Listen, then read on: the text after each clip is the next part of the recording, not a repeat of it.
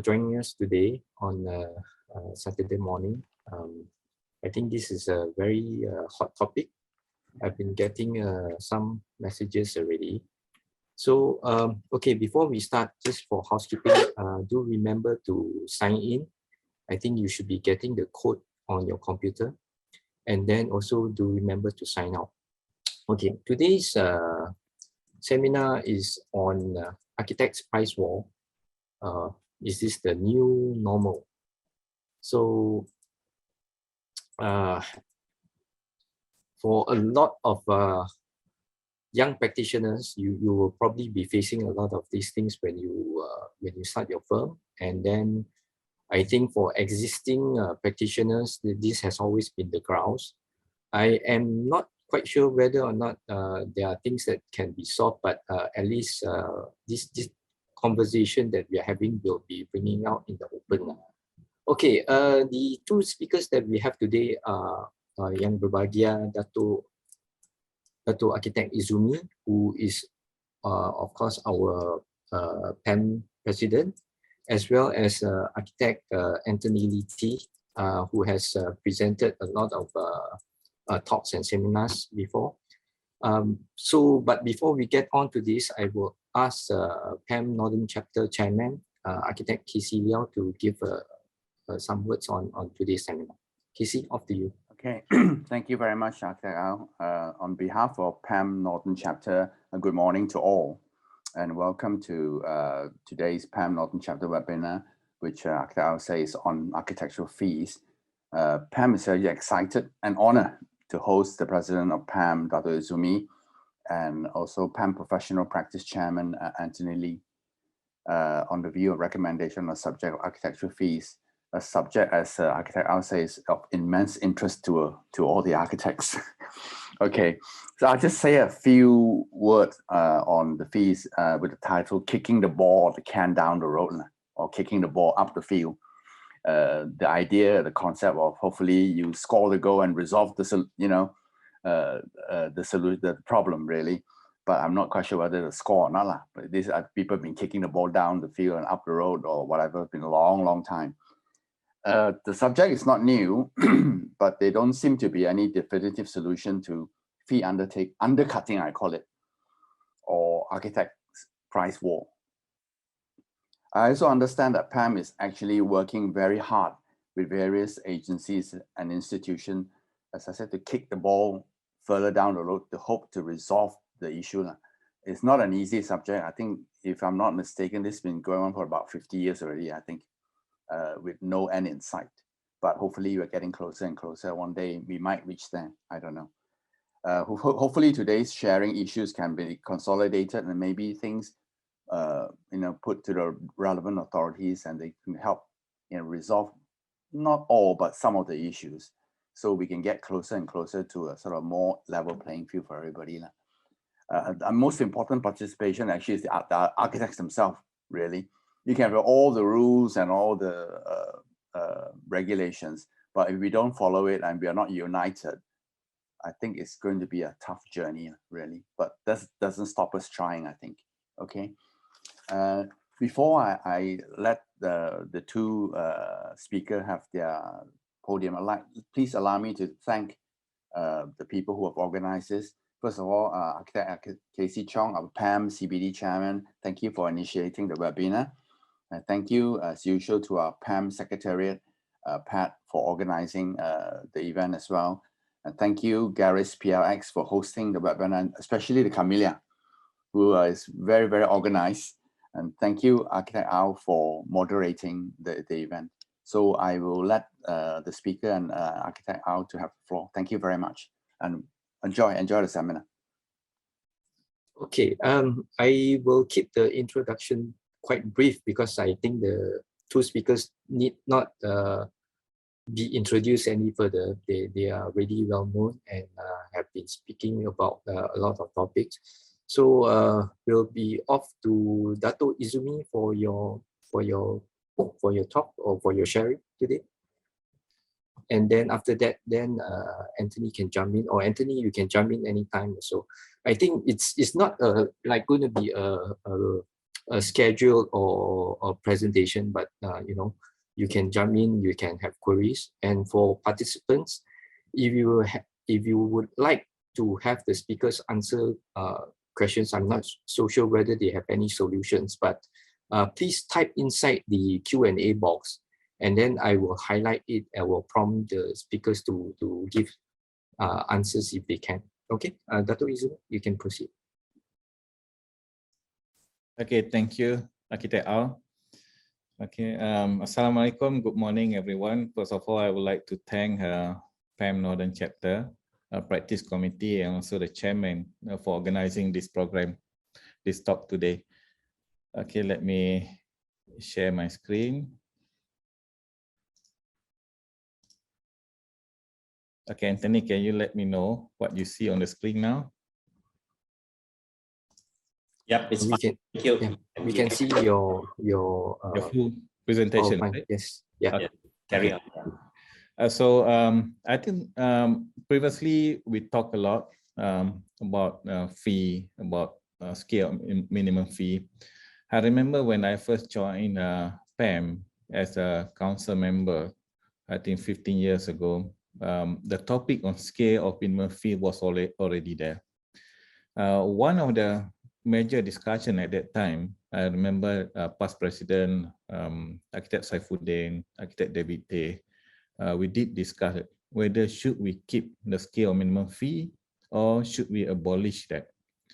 To the extent that we conducted a forum to discuss about this. I will share with you the finding from the forum after that. So then these matters came back to us again and again until recently Anthony contacted me, say that we need to talk about this architect fee price war.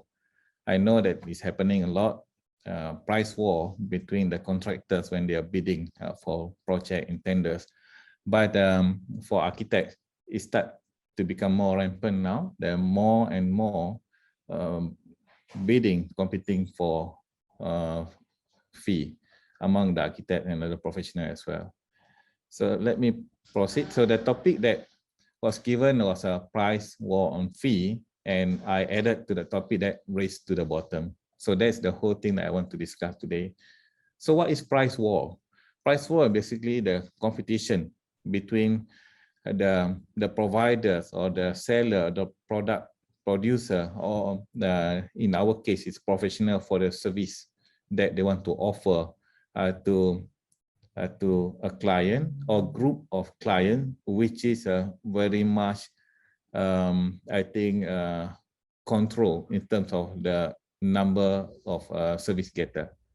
So I'm trying to say that if we have infinite number of clients, this will not happen. If we have a lot of clients and less number of service provider, then the price war will not happen. But because of limited number of service getter, the client or developer, then the price war start to happen because the service provider, the professional architect, consultant, they start to compete among each other to win the contract, to win the job, and to get themselves to be awarded. So very similarly, if you look at when there's a festive season, all shopping malls start to do this price war, giving 60%, 30%, 40% discount, to the extent that sometimes they have to cut below the actual cost just to attract people to come to the mall. First, because they need to sustain the operation. Second, expecting that when the customer come to them, the customer will also shop for other things. Okay, they give a very low discount for one product, expecting that when the customer come to that mall, then the customer will shop for other product as well, where actually they can make profit to cover, to cross subsidize the undercutting of the price. But this may not happen similarly with architecture profession, because we only provide single service architecture services. Some may say that they also provide interior services, interior design services, or project management services, but it's still within the construction industry. It's different from the price war that the malls or restaurant doing it. So our price war actually is a true race to the bottom. The reason why I'm saying this, because there's no way, once you are involved with the price war, there's no way for you to go back up again, because the benchmarking is always there. This architect ABC, they used to take the fee of 1%. There's no way one day people will come back to you to say that, okay, now I want to pay you 3%, because the number of clients actually diminishing, is not growing. The number of projects also is not growing that fast. And the service expectation from client also is not improving that much. So unless if we can change the whole industry so that they will demand for better quality of service, and then when they don't mind paying higher, then only that change will happen. Otherwise, the moment that you go down to very low fee, it's very difficult for you to go back up, because the labor will remain there. This architect ABC is a 1% of 0.5% or 2% or 3%. The labor will remain there because the market is not that big in our country. People will start to talk. So race to the bottom actually will give more problem to the whole industry and to the whole of our profession. Like I mentioned earlier, the discussion on the scale of fees started even since 1970s. This paper was presented by architect David Tay in Pamnc Professional Practice Forum 2012. Happened that I was the convener and also moderator for that session. And then I captured from the report prepared by the rapporteur. So the preamble of this report is very interesting. If you look at the second paragraph, during early 70s economic downturn, many practitioners hit by the slow progress in construction industry, which forced them to struggle fighting for jobs. Clients took advantage of the situation by paying low fee to these desperate architects. Unreasonably low fees are just like worms eating the apple, deteriorating the professionalism.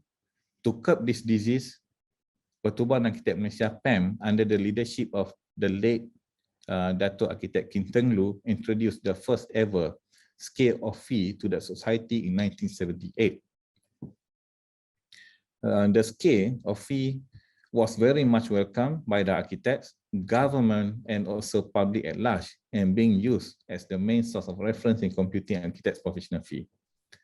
So looks like now the history repeats itself. In 1970, there was a lot of competition among the architects that to the extent that for one terrace house, the fee is only 50 ringgit for one terrace house. But today, if you look at the scale minimum fee, there is still the minimum fee. I think the minimum fee now is 300 ringgit. If I'm correct, I think it's 300 ringgit today, but it increased from previously 50 ringgit to 300 ringgit. But the idea here, what Datuk Kim Teng has introduced at that time, that to solve all this fighting among the architects problem and omission of architect responsibility and giving substandard quality of architecture services, Datuk Kim Teng Lu has introduced the scale of fees. But today, a lot of architects themselves and also developers start to ignore the existence of scale minimum fees. Then we are facing towards the situation where we were in 1970s. And the third paragraph says that the advocates for betterment of a profession didn't end there.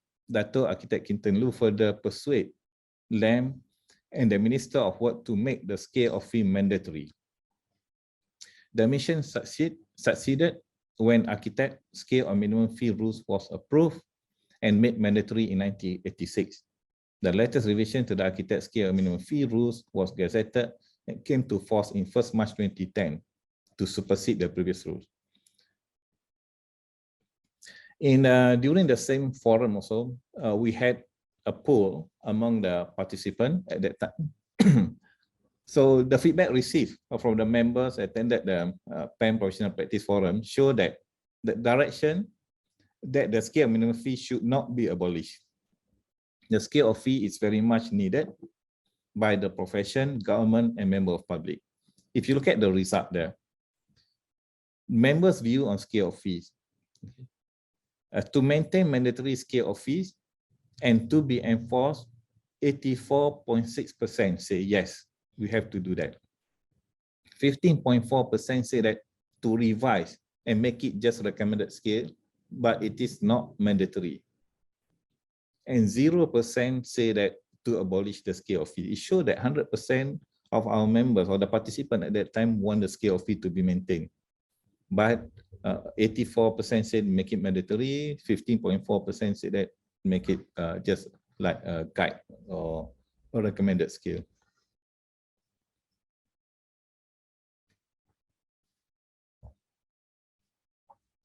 Okay, prior to that, we have also conducted a survey on the procurement. Procurement survey actually gather a lot of information, among other things about the fee. Okay. So it was published previously. So this just extract from the report on procurement survey 2011.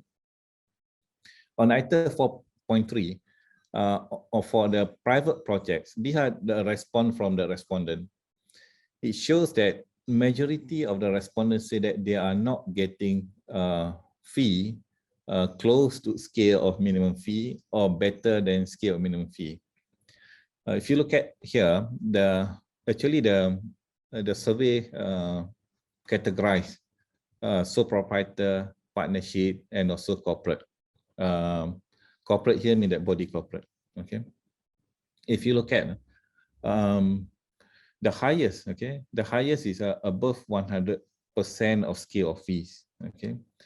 Almost none, nobody from the sole proprietor say that they get above the scale of fees. Okay, basically none of them say that they get above scale of fee, but some of them say that yes, we are getting close to scale of fee or between 91% to 100% of scale of fees, and those are 5% from sole proprietor, none from partnership, and 11% from body corporate. But majority, the rest, they are not getting according to scale of fee. Interestingly, if you look at the green line is basically where most of them are getting between 21 to 30% of scale of fee. Okay, in partnership, most of them, I would say 27%. Okay, the highest 27%, they are getting between 21 to 30% of scale of fees. And overall, average of all the respondents, the highest is stay getting between 21 to 30% of scale of fees. But if you combine everything, the majority actually getting less than half of the scale of fees. And for government project, it's very strange for a government project that we are getting a response that some of them are getting even less than 10% from the scale of fees. 23% are getting that from sole proprietor, 25% are getting that from partnership, and body corporate also, some of them say that 24% of them are getting less than 10% from scale of fee. This is very alarming. And also, some of them are getting good fee as well. For example, here, sole proprietor, 21% actually get full scale of fee, and 2% getting more than scale of fee. And for partnership, 13% getting full scale of fee, and overall, 20% getting full scale of fee. So it varies in terms of from the survey, procurement survey, we know that the scale of fees varies from very low and very high for the government project. But for private project, it is in the middle, around 30% of scale of fees. So for a housing project, for example, let's say if the fee is 4.5%, so 30% of it is mean that around 1.5% fees is being charged for private project.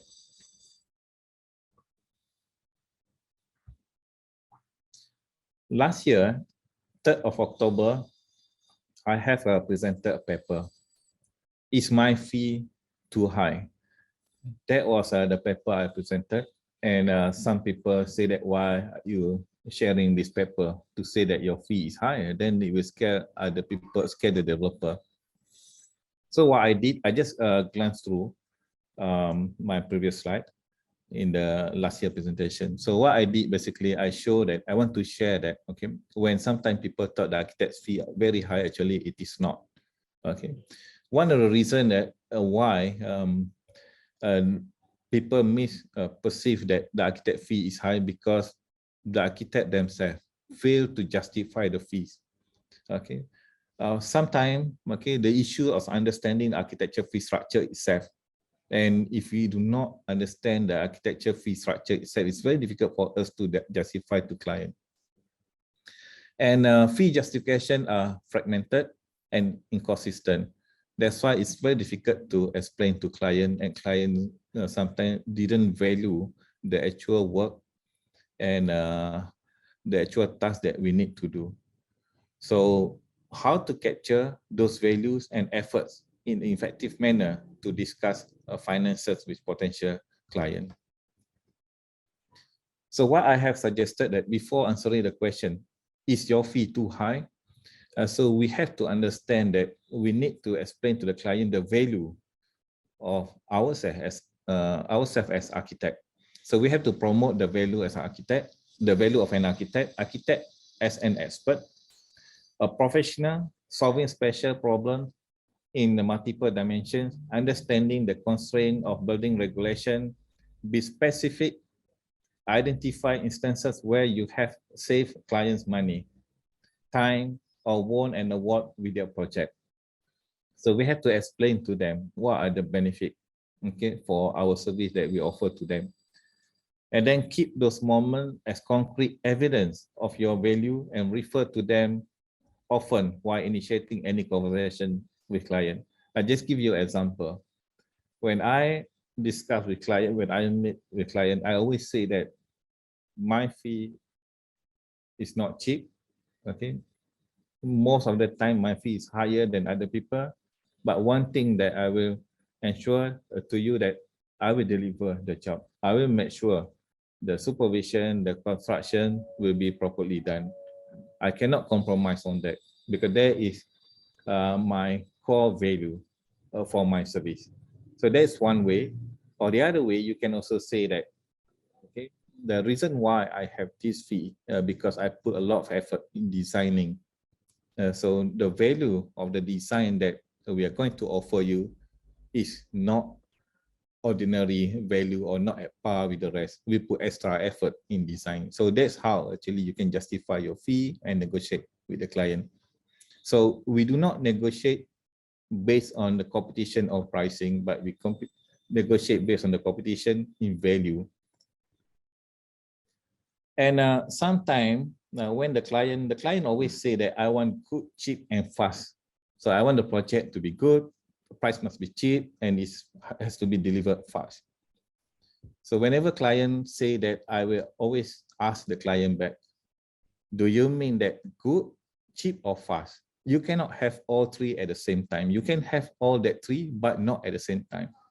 I used to say that. So for example, let's say for bungalow, this is just a comparison. For bungalow, usually client want a very good design. The price more or less is okay, not too cheap, not too expensive. The delivery not fast is okay. It's my own project. I want it to be perfect. You can take slightly more time. The same thing with the client own building, own office, own headquarter. I want it to be good, okay? But of course, my bungalow, I want to be better. It's personal to me. The price has to be cheaper, okay? Fast or not, I think it's okay. It's for our own use. But when it comes to housing, okay, good or not, it's not really matter, okay, much to them, but it has to be cheap, okay? It has to be cheap and it has to be super fast. So And CSR project, okay, not good, it's okay, it's fine, but it has to be super cheap, okay, not fast also, okay, it can be slow. So these are the things that sometimes the client will consider in based on a different project. But in general term, people always say that good and cheap thing is not fast, good and fast thing is not cheap, cheap and fast thing is not good. But I start to think differently. Today, I would say that good and cheap is fast.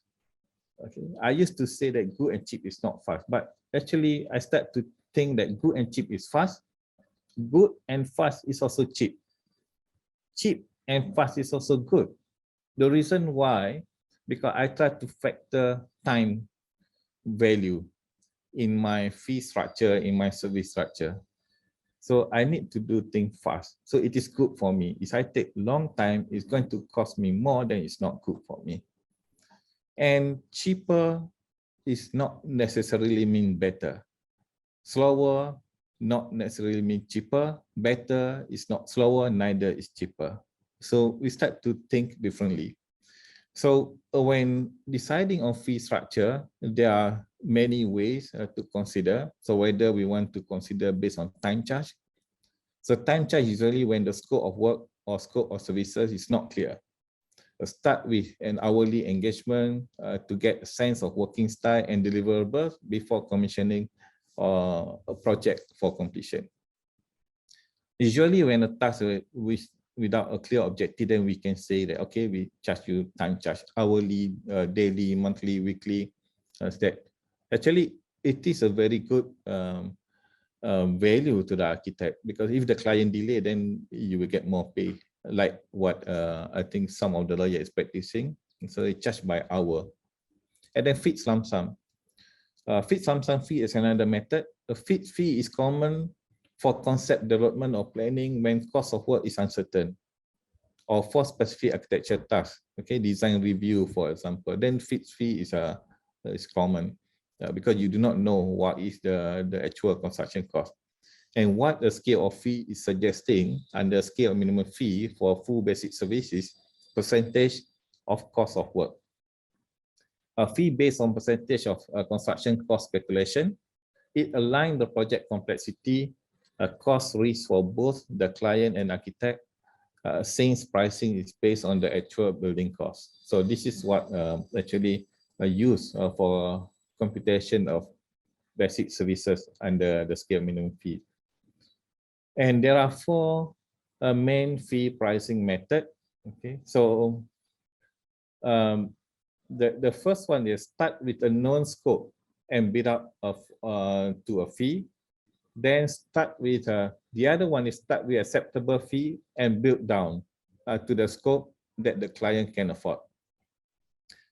So the first one, that we have to be sure what are the scope of work, what tasks that we need to do. Then we compute our resources, everything, and then we come up with a fee proposal percentage.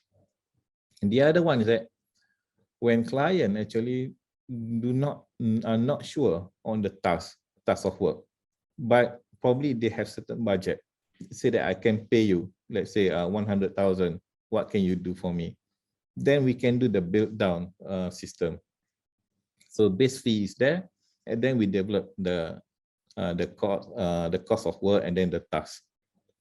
The other one is determine resources and work the time required. This one is a bit complicated.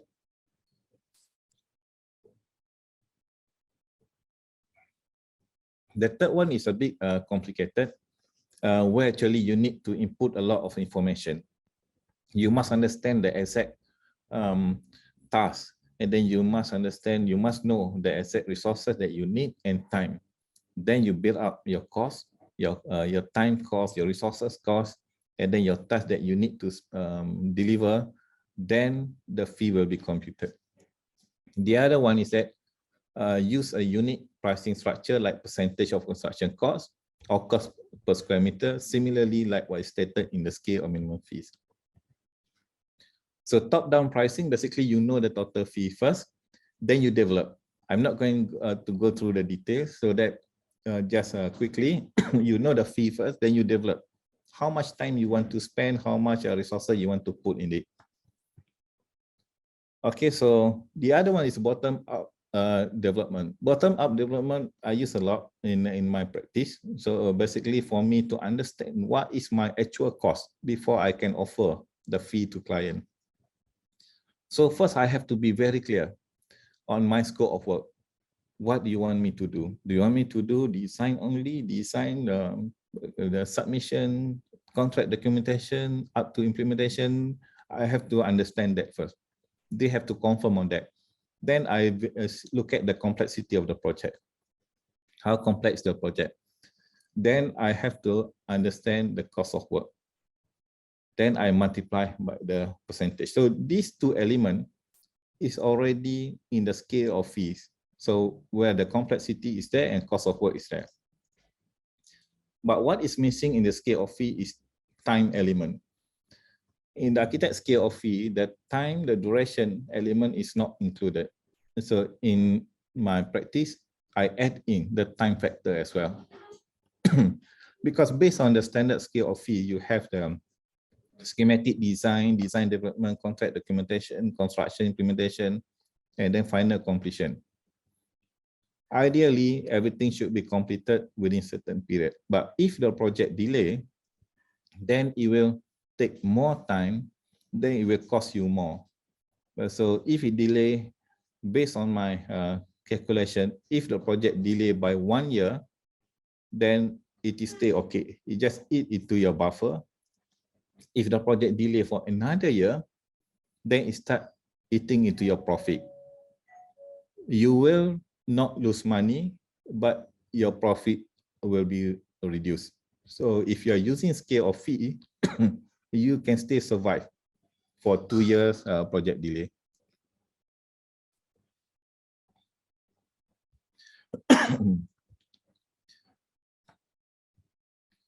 So what if it delay further than that? So if it delay further than that, then it means that it will eat into your profit and you probably need to subsidize the project. So this is what happened in many cases.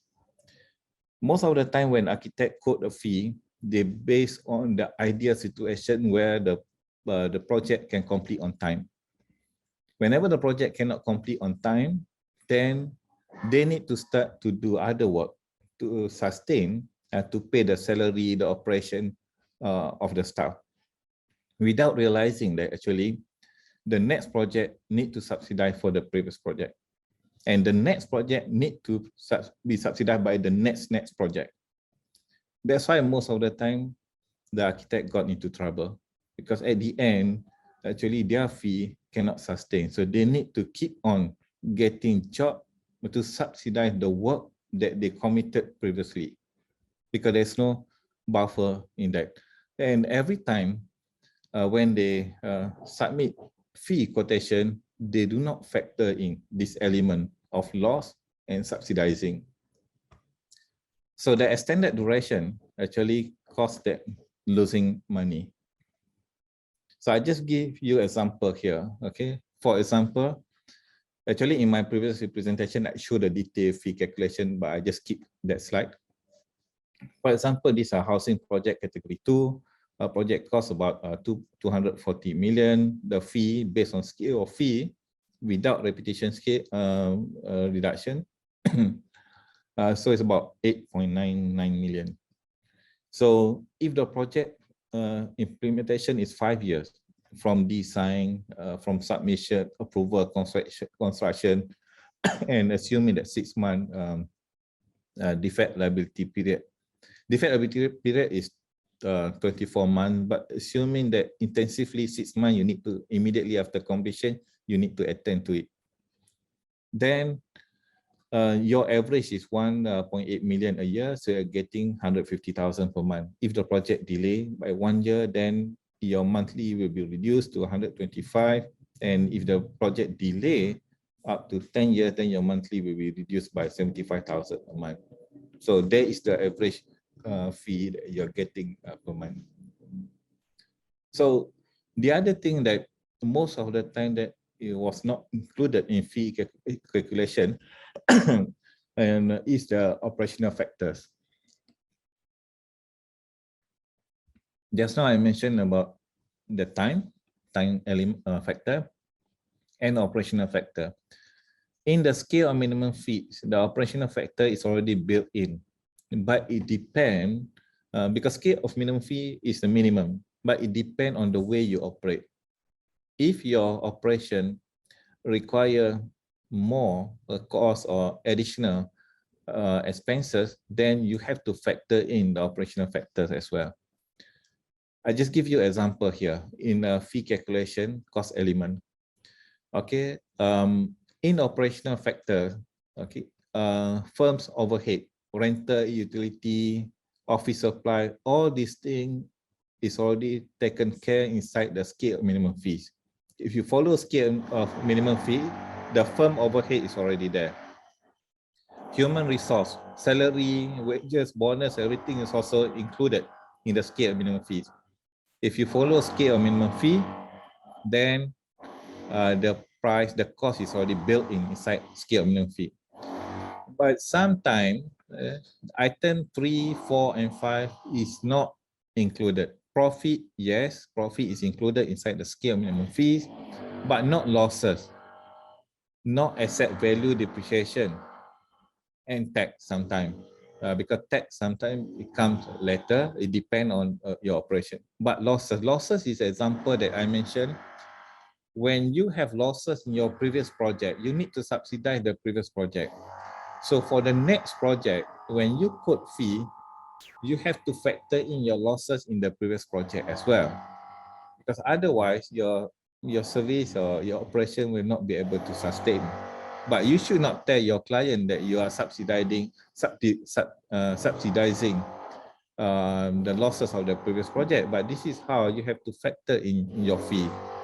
Otherwise, you will not be able to serve your client properly because you need to spend a lot of resources, okay, on the previous project, which is still continuing.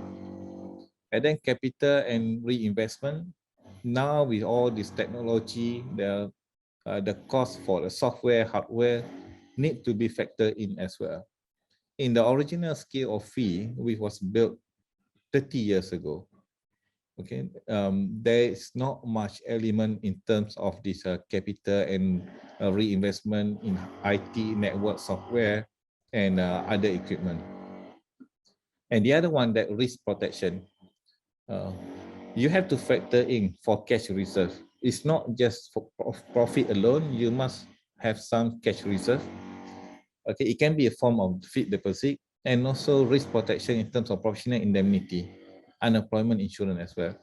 So these three elements usually not included by many of practitioners in their fee structure. So that's why when they have when they face certain risks, then they will be in trouble. They have to take the money from other things. For example, they have to sacrifice part of this to subsidize this element. This is just an example. Actually, in Ministry of Finance circular, in multiplying factor, the Ministry of Finance, they put the component ratio for every element. So in the multiplying factor, so they put the ratio. For example, if salary is 1, and then the bonus, everything, they put all these elements. And this is for professional, and this is for the sub-professional and supporting staff.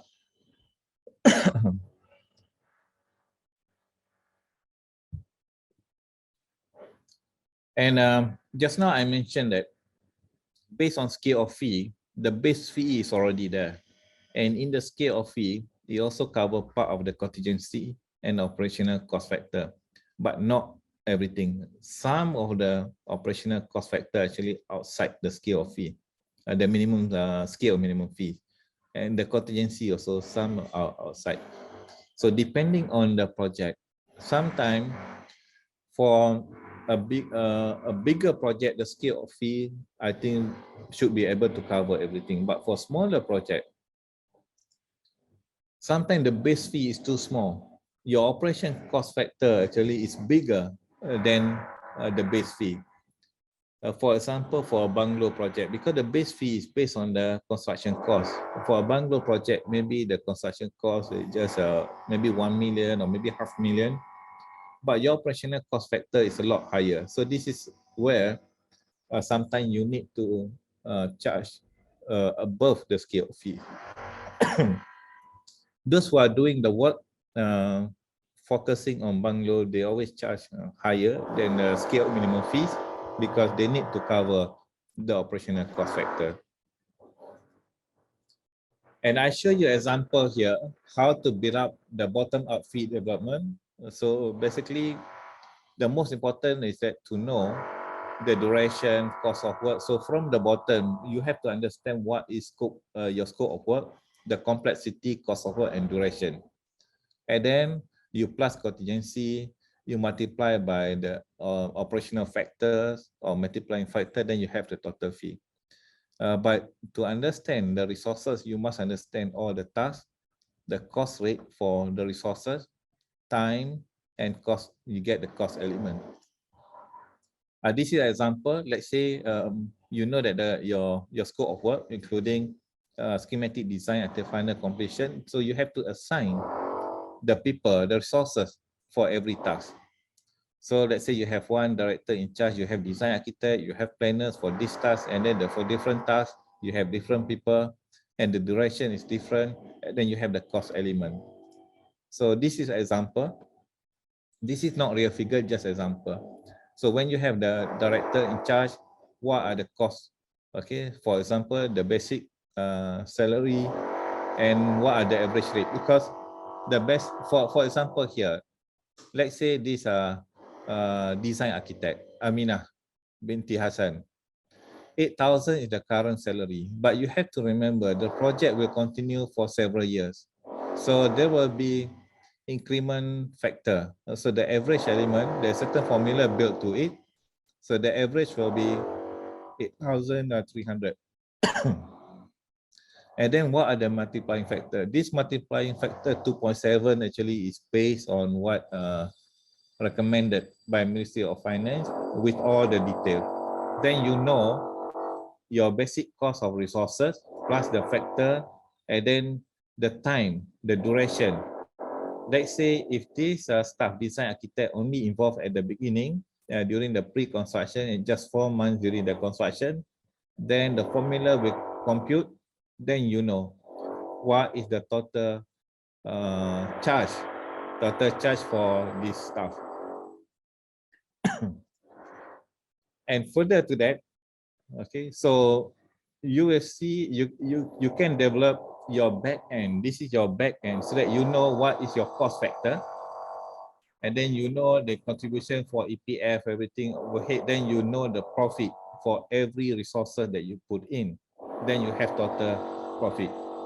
For example, just now based on scale of fees, about 8.9 million. So based on this, okay, your resources plus profit of about 24.5%, the fee will be 8 million plus reimbursement will be plus tax about 9.1 million. So this is just an example of back-end working where actually you know exactly the cost of resources by time, by the task, and what are your costs to it. And you can also see that which stuff actually gives you more profit, then that you can juggle which one that you need to enforce, which one actually you can reduce. And in my personal practice, I always develop this when I quote fee to client. And one of the reasons why this is very important, because I sometimes use this as well to negotiate fee with client. When the client asks me to reduce the fee, then I show them this is my cost and this is my profit. Okay, if you want me to reduce the fee, I can reduce only this amount, which is I can reduce by 2 million, but that means that I have no profit at all. And if the project delay by 1 year, then it means that I will lose money. So if the client agree to negotiate, okay, if you want to do that, then you must give us guarantee that the project will complete by 2025. If it exceeds this date, then you have to pay me the time charges. That is one way how actually we can negotiate with client. So if you exceed the project, then you have to pay me based on time charges, where actually the rate is all here. Okay. So the other one is that the client sometimes also want to negotiate fee. So just now I give you an example of the 4 blocks. I say, okay. Sometimes when the client say that I want fee reduction, I want you to reduce fee, I say, okay, I can reduce the fee with one condition. For example, in this case, if you want me to reduce the fee, then I can reduce by almost 1 million, provided that all the 4 blocks maintain the same design, so that it will not have a different design, one design, and will be implemented under one contract. Then we can say, okay, I can reduce further, and all this discussion, all this reduction actually stay within the scale of minimum fee. So means that you stay negotiate with client, you can negotiate with client without breaking the rules. And of course, if you do that, then you can see the impact. Okay, the impact. So if there's delay to it, so the average collection fee per month that you are getting will be less. So this is where it's very important for you to manage the time. So how to win a price war? So we talked about how just now I mentioned what I shared before, but how to win the price war. So the first one is that to increase the quality, don't lower the price. Okay. The word cheap tends to carry a negative connotation. For example, cheap service, cheap architect. But the word inexpensive has more positive ring by, for example, inexpensive architect. Although that actually it is the same thing, but the way you describe it, cheap architect and inexpensive architect. So one way to achieve this is not by lowering the price, but by providing better service, better quality. For example, if you usually do project for basic services from phase 1 to phase 5, maybe you can start to offer. Now I give you additional value to it. I will do everything in Revit, provided you don't reduce my fee, so that I will give everything in Revit. So you compete by offering more service, more quality, rather than lowering your price. And client will perceive the more expensive the service to be better quality, even if they don't actually know it is key benefit. What is the key benefit and feature? Sometimes they tend to believe that the more expensive the architect, the better the architect can be. So that's why you need to support that thinking by giving more value to it. And then the next one is take a step back and analyze your competitor.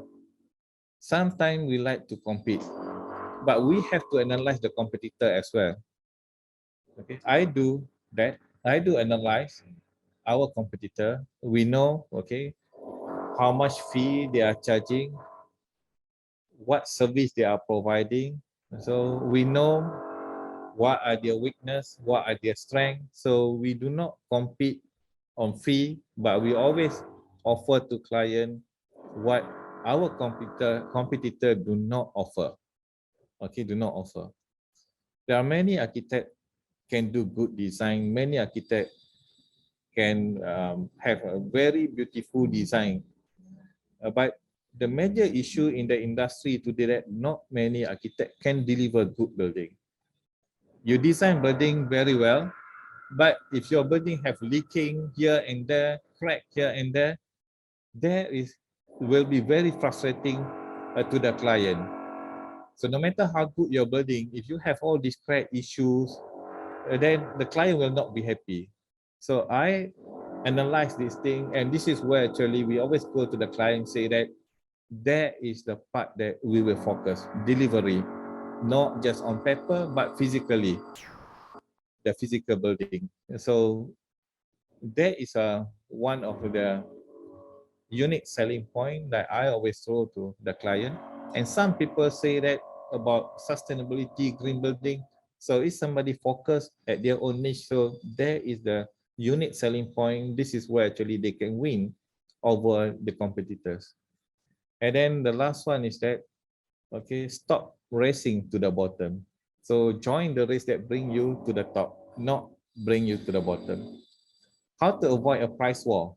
Just not how to win, but in the first place, we should avoid it. But how to avoid the price war with competitors?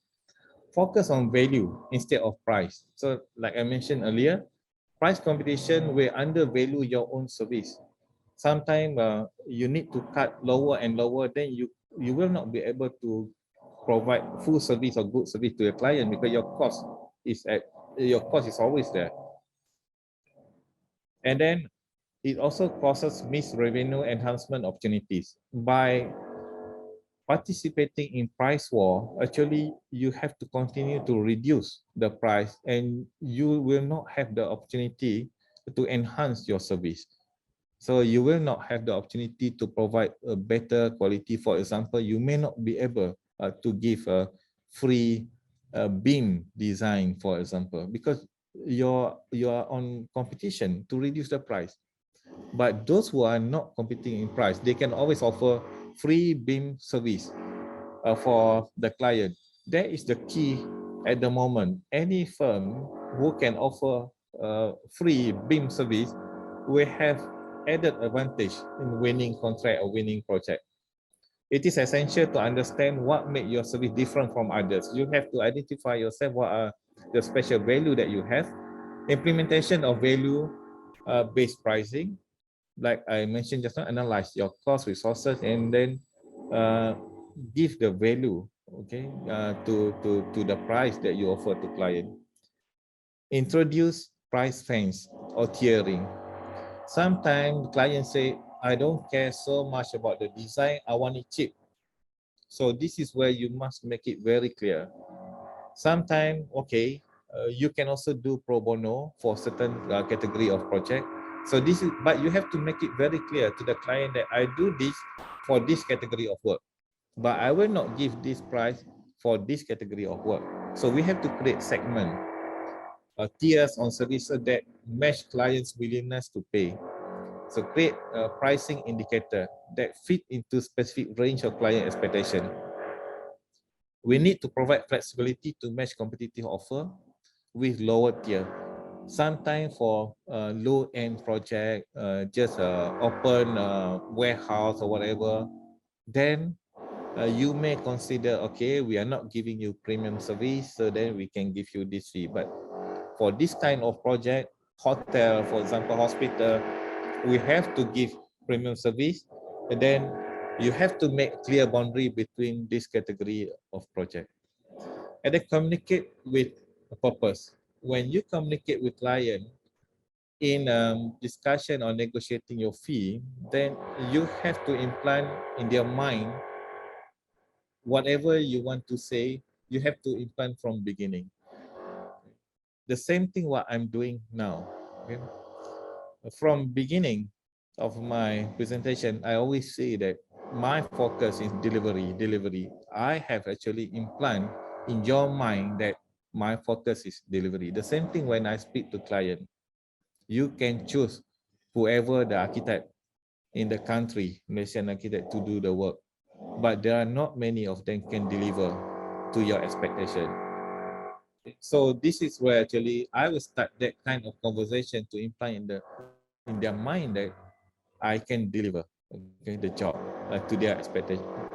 And then intimidating tactic to avoid a price war. Sometimes this is among the competitors.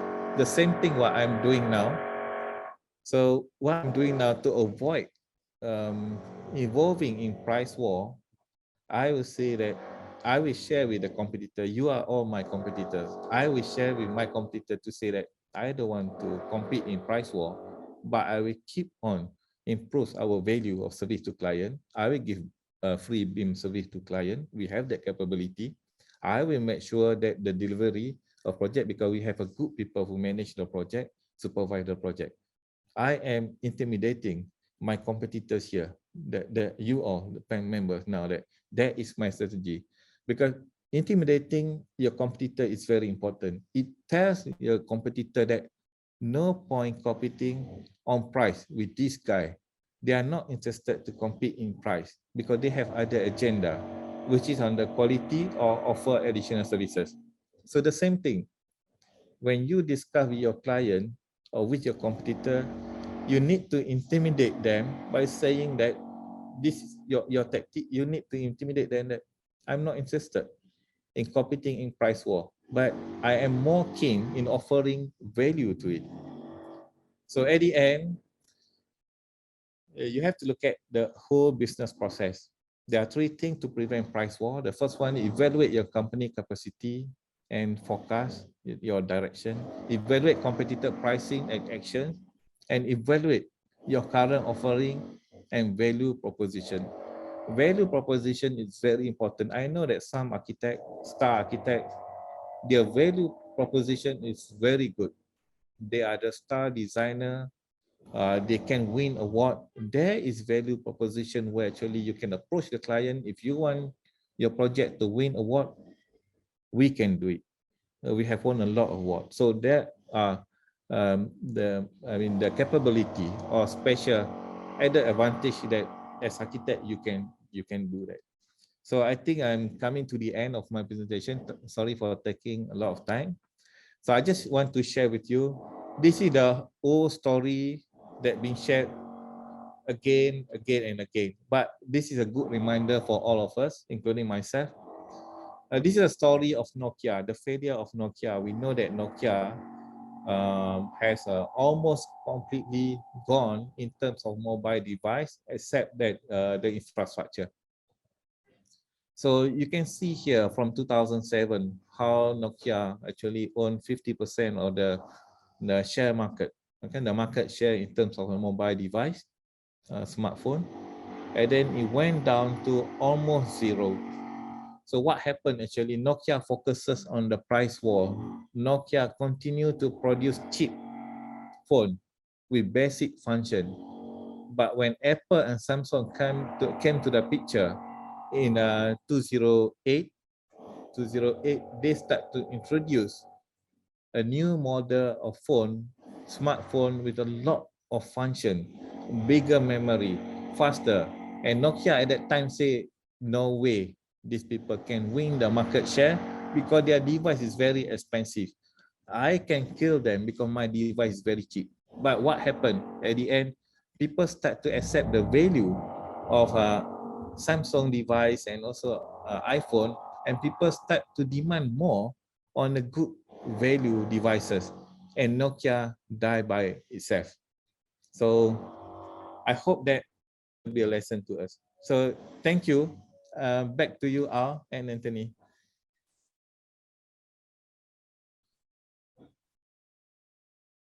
Oh, you're muted out. Oh, sorry. Okay, thank you, Datuk Ezumi, for your presentation. It's quite interesting. Now we will go off to Anthony. I have noticed that there are already about 8 questions posted in the Q&A box. We'll come back to it. So Anthony, before you get on with your sharing, what hat are you wearing today? Are you wearing the architect's hat? Are you wearing the developer's hat? What do you think? Okay, go ahead, Anthony. I think there's enough. Hello, everybody, Penang. Yeah, I don't have any slides for a change. I think that I just have a few things that I just wanted to share first. When Kok Chung was approaching me, your Pamnc education, Northern Chapter Education, was saying there seems to be a trend of fee war in Penang, and it got to a point where he cannot imagine the work that he is going in himself are quoting so low that even he cannot imagine that anybody can make any money, let alone profits. So that came to my mind because coming to council over the last 2 years, having left the consulting industry for almost 15 years, coming back into Pamnc again and being involved with practice committee, you know, I still feel that the SOMF thing that's what Casey Liao saying, is just kicking the can down the road, you know, further and further down the road. And architects today are still hoping and wishing that somehow or other there's a magic bullet. There's going to be a magic bullet that, you know, the government is going to come and, you know, somebody is going to give, you know, give all the developers a kick in the ass, including myself as a developer, that, you know, the fees has to be this, and that the word that Casey Liao was saying, we have to stay united. But I think these are, I don't think these are practical terms, because, you know, everybody has a different, the business of architecture has changed. You know, you know, and I think that architects being amazing, I mean, it's an amazing creature. You know, it's a combination of what you were trained in science and the sciences of arts and science you combine together. And we as what Dr. Tan Lokman shared with me, that architects will continue to roam the earth after all the engineers have died and all the dinosaurs have died. Architects will still roam the earth because we are very innovative and we are very resourceful. However, you know, because the change is taking slowly around us, we don't realize that, in fact, a lot of architect firms today are not really prepared for the changes that are occurring in the industry. Today, as you know, the projects are running very, very fast. Projects are run by technology, by innovations, and they're very, very driven by very cost sensitive. And as what Ezumi was saying, there's also GBI, and whether you are, and the other aspect is what Penang is happening is also strata. So you can see that Penang is like a big spaceship coming in. Over the last 15, 20 years, you can see suddenly Penang transform.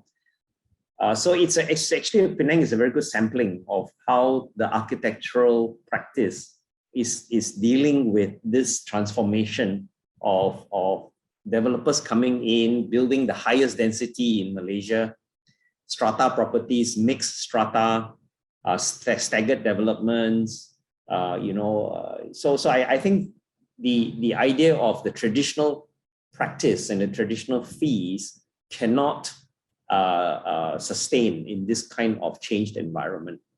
So this is, I think, why the pain points that I see in my fellow colleagues that you are going through. Often people ask me, Anthony, you know, which hat am I wearing? As I was asking me. I think the hat is very similar, although I've changed the industry. Either I'm a main contractor or I'm a property developer. I think as a main contractor, in which I spend most of my time today, I do a lot of turnkey projects. So turnkey projects is the same as a property developer. I still deal with consultants. Currently now, you know, say some of the larger turnkey projects that we've done, for example, like KLIA 2, it was conceived as a turnkey. That means the main contractor now takes the lead of hiring the consultants, the architects, the designers, the engineers, and so forth. And now the architect today has to change his mindset, that he is now working together with the main contractor and in a way employed by the contractor. I found that many architects cannot cope with that change in mindset, although the work is essentially the same. So we found that architects that could cope with the changes were the architects that understood the business of architecture, not the profession as an architect, relying on the fact that the architect is still needed by law because he's a PSP under the UBBL, or you are the certifier under the housing. Taking away those protective regulatory framework is what architects are surviving on today. No developer or no contractor likes to have anything imposed on them, laws imposed on them that I must hire an architect, I must hire an engineer, I must hire a surveyor, you know. So I think if you let market forces dictate, you must see that the profession as an architect needs to also cope with this change. What we have found is that the challenges that the architects are facing today are, for example, like the LAD for contractors today have soared. We are tendering jobs today and doing jobs today, the LAD is $200,000 a day, $500,000 a day.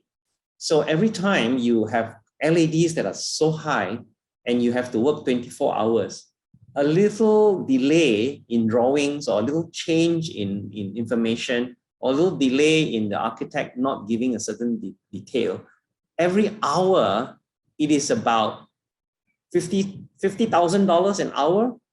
That's what it costs in the delay in LED to the contractor. So the management of time and cost and information flow is so critical today that a lot of architects can't cope. But my fellow friends in Penang may say, look, but we are not involved with those kind of work. UKL people are doing it. But it's not true. I think Penang, you all are having a large share of this huge projects that are running. It's just that many of the developers have this perception in Penang that, oh, the local architects cannot do this. The local architects are not ready for this. You better bring in the import, bring in the orang putih, bring in the project managers, and they are now eating into your fees. And that's where a lot of the cost of the running of projects and the property developers are now diluting the fees that were meant for the architects with project managers and diluting the fees with people that they hire within their organization to fill in those gaps. So I think while the price war we're fighting over this, we keep diluting our services. It's a very slippery slope. And for me, where I wear the hat as a developer, I don't like to see that trend. To me, the trend is very dangerous because we find that many of the architects now have taken the norm that basic services is going lower and lower and lower and lower. And whereas it should be actually improving, more R&D should be done. Investment in trainings, investment in people so that you can pay your staff better, you can pay yourself better, you can reinvest and give better value. Because I think that's ultimately the goal that why we conceived today's session. So I don't want to promote all the doom and gloom. I really want to feel that I hope that the friends and colleagues who are here today will take away a message, a positive message, rather than a negative message. It is not doom and gloom. The changes that are happening in the industry is so slow that you don't realize it that is happening. So we are just fighting amongst ourselves and having the coffee shop talk about, oh, this is happening. But we should really be now looking at how we should provide our services. I just want to give an example. Like a GP, who told us that the architect profession has to be run this way? I remember when I was doing my part 3, and I was attending some of the part 3 seminars, and I was reading a lot of the notes, and they were talking about SOMF, they were talking about having this and that. So it's inculcated in a lot of us when we graduate or when we get our part 3 is that the architectural firm needs to run only this way. It's like a cookie cutter. We silo ourselves. We have made ourselves so standardized in the way we give our service. That is so outdated. To me, the architectural service should be very flexible. You can, like I said, we are creatures of inventiveness and how we can offer our services. And that was what the interest that I went. I love construction, I love detailing.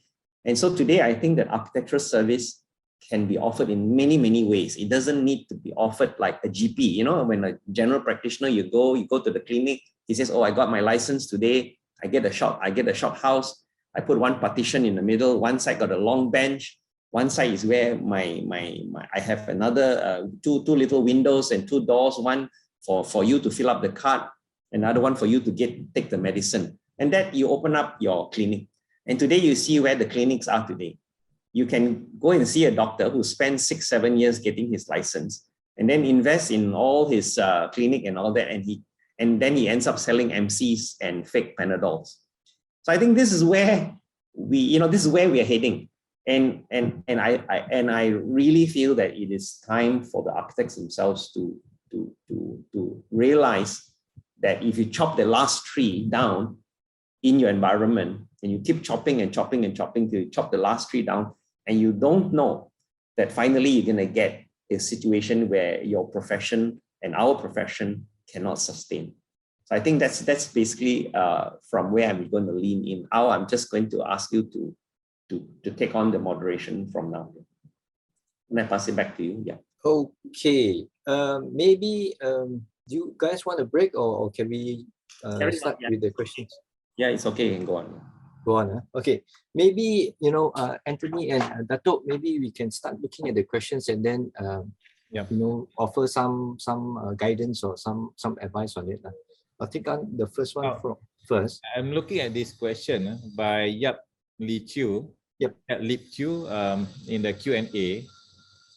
Okay, since SOMF is mandatory, but why there is no discrimination taken against those who do not follow these rules? Because SOMF is architect's rules and it is mandatory. So I think this is a very relevant question. Okay, one of the issue that I realized that it's not easy to enforce this because scale of minimum fee also allow flexibility. Flexibility in the sense that you are not necessarily must offer full basic service. You can offer partial service. So how are you going to enforce this through law? It's very difficult because the architect can always say that I didn't offer full service. My fee is lower than scale of fee because I offer partial service. Because I think Dato', I think a lot of us didn't read the scope of services that the architect is to do quite fully, Yeah. So for instance, you under schematic design development, there's like A, B, C, D.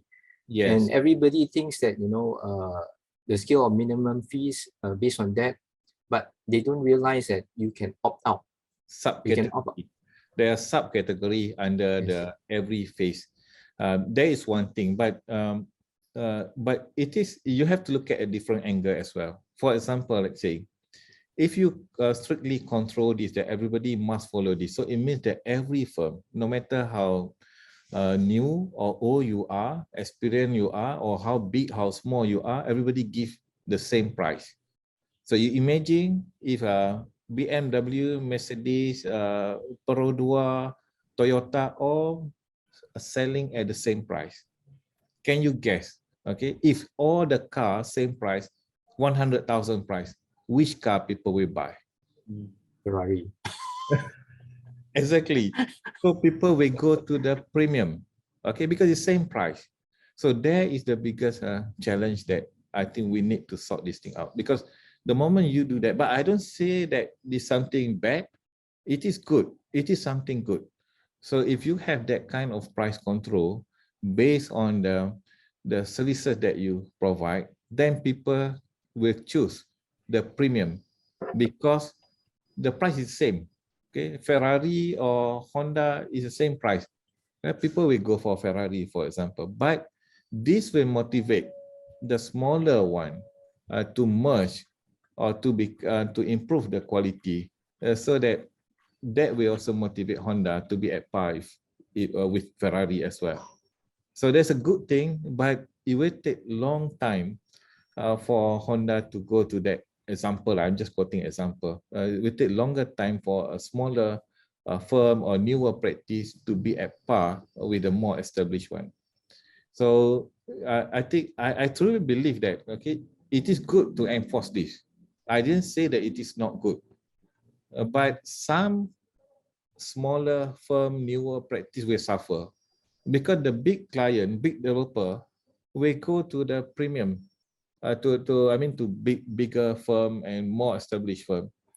The new established firm will not be able to get job because you are offering the same price. So at the beginning, we may have this issue, but that will actually motivate people not to opt out from firm and set up new practice. And then, okay, the long run, it will make the architecture profession more stable, grow bigger. I think this is what happening in some of the country. When they have a bigger base, a more established firm, then they can start to export their service.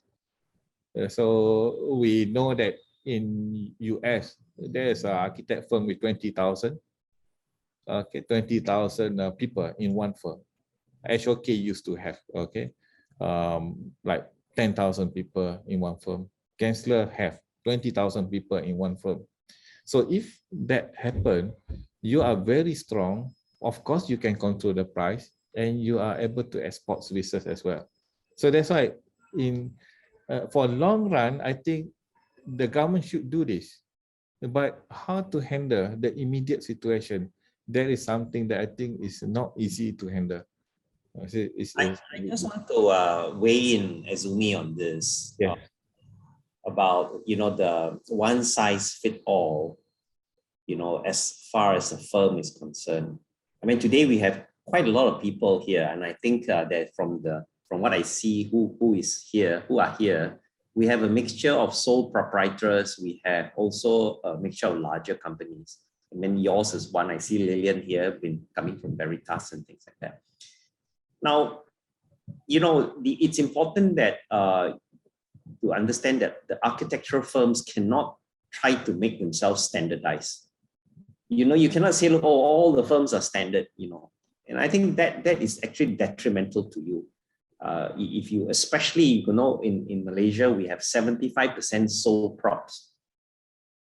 Yeah, I think that the data was there, So if you're sole prop and if you're one of the 75% of those people, and if you still insist on filing for scale of minimum fees, you will die.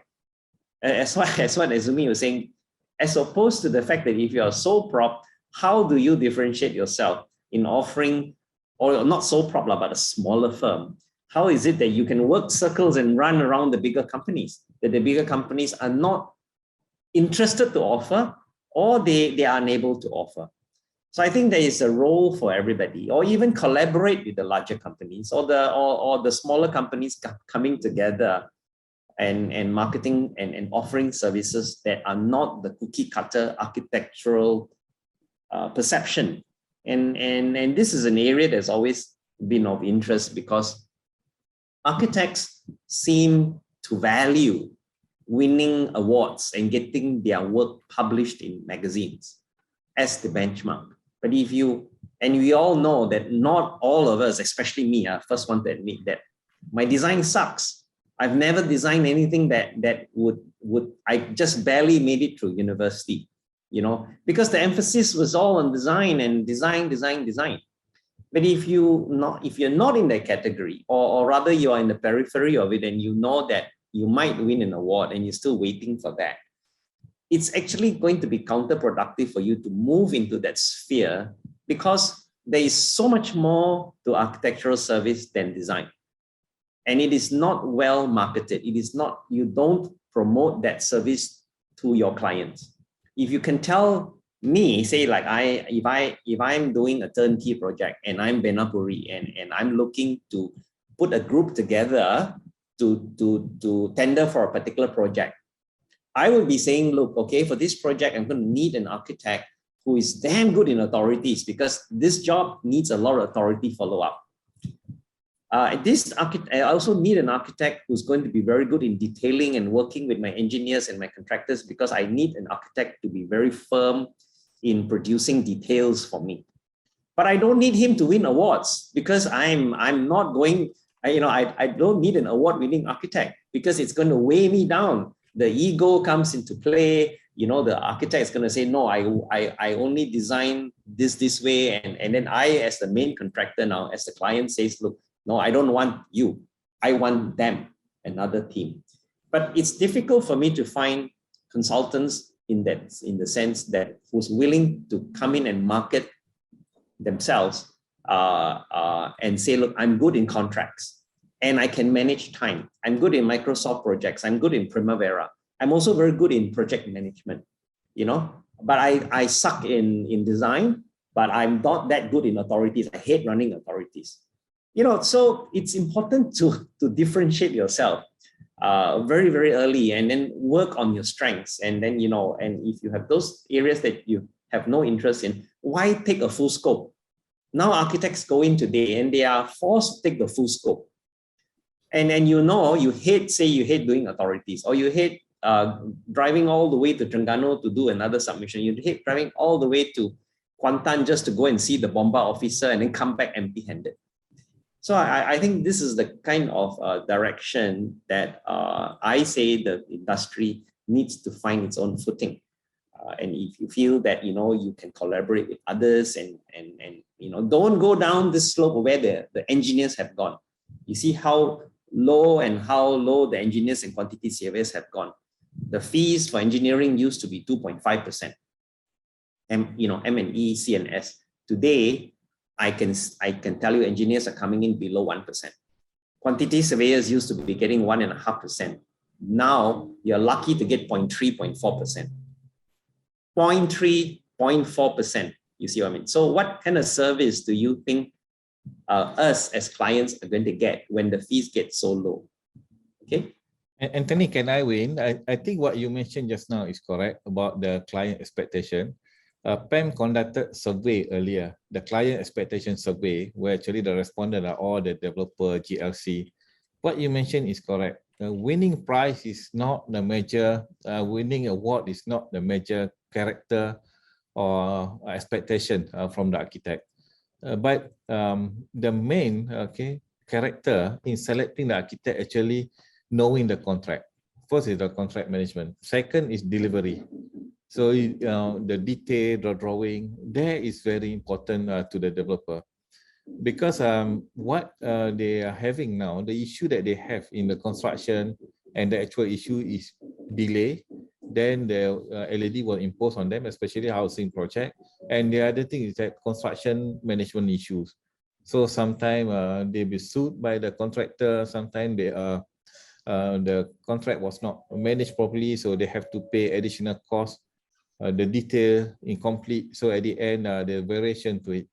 So they are in the response of the survey, their main preference in selecting or character in selecting the architect actually is knowledge in contract administration and also construction management. So that's why I agree with you when you say that not many people market this ability or this capability. I think there is one area that our fraternity, the architect, should polish and maybe be more exposed as a special niche in project management, for example. We know that a lot of big project now, the company like Lendlease is doing it, or even ACOM, because we do not have the local talent, local architect who want to do project management. Yeah, and those project management firms that come from overseas, like you talk about Turner and companies like that, their fees are all on time charge, 100% time charge, and it will shock you the kind of fees that our clients, even government clients, especially government clients, GLCs, are prepared to pay. And I can tell you this is real, because I do a lot of tenders, and in many of the jobs that I attend the tender, the local consultants are relegated now because of the way things have become. Fee discounting and the perception of what even our local GLCs are prepared to pay. Foreign architects come in to do concept designs. They're prepared to pay foreign project managers to come in and run the entire project, including contract administration. There's no more PAM form. Even if it's a PAM form is heavily molested, the architect is no longer the SO. The architect is relegated to doing, converting or adapting the concept design done by some faraway architects, either Australia or US or UK or whatever. They fly in with one tube. They fly in, they leave the tube behind, then after they're gone. Some of them now set up base here and they collaborate with the locals. Now, I'm not saying I'm against all of this. I'm saying that this is market trend, this is market forces. So either you're going to adapt or you're going to go extinct. I think this is the message that we need to see. I have seen today where the project managers get paid, their fee is more than all the combined fees of the architect, engineer, QSs in Malaysia. So this is happening now all over, definitely in the Klang Valley. Yeah. And Anthony, I'm looking at the question here. Yeah. Okay, Can we go on to the second question by, I think it's Muhammad Hamada. There is an anonymous attendee. I like to have a name. Okay. No, there's another question from Yat Li Chu about, in fact, SOMF should include a clause that make client accountable. So if found guilty, ETC blacklist. I think blacklist. So it means that if the client do not follow the scale of fee, then we blacklist the client. If you see, if you blacklist the client, so at the end, how are you going to get the job? Because we need to put more client in whitelist rather than blacklist. So we need to get job, because the less the client you have, the more competition is going to be among the consultant. But you see here, what I'm trying to say that, okay, the architect's rule actually govern architect, not the client, neither the government, in terms of architect's rules on fees. Fees govern the architect. Why do we expect that lembaga to regulate, or the authority to regulate other people? Why can't we regulate ourselves? So why can't we regulate ourselves? So if I drive a car, okay, I don't want to drive the car, follow the law. I want the police to stop all other people from driving so I can drive recklessly. The road is mine. Why are we thinking like that? Why don't we all drive properly? So that's why I say, if we follow the rules, follow the law, follow the rules, and we don't have to worry about the developer, because developer is not issue and they don't have to follow, but we are the one who's supposed to follow. So that's why I think, but anyway, okay, I'm not that worried for people, for those people who continue to cut their fees. Like I mentioned in the slide before, it is a race to the bottom. They will naturally die anyway, because they won't be able to sustain. So at the end, they will close operation.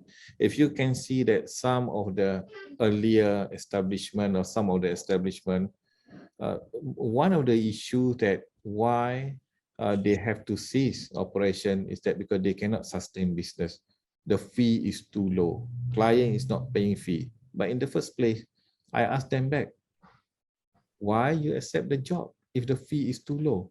And now you say you cannot sustain. So that's why sometimes you have to learn to say no.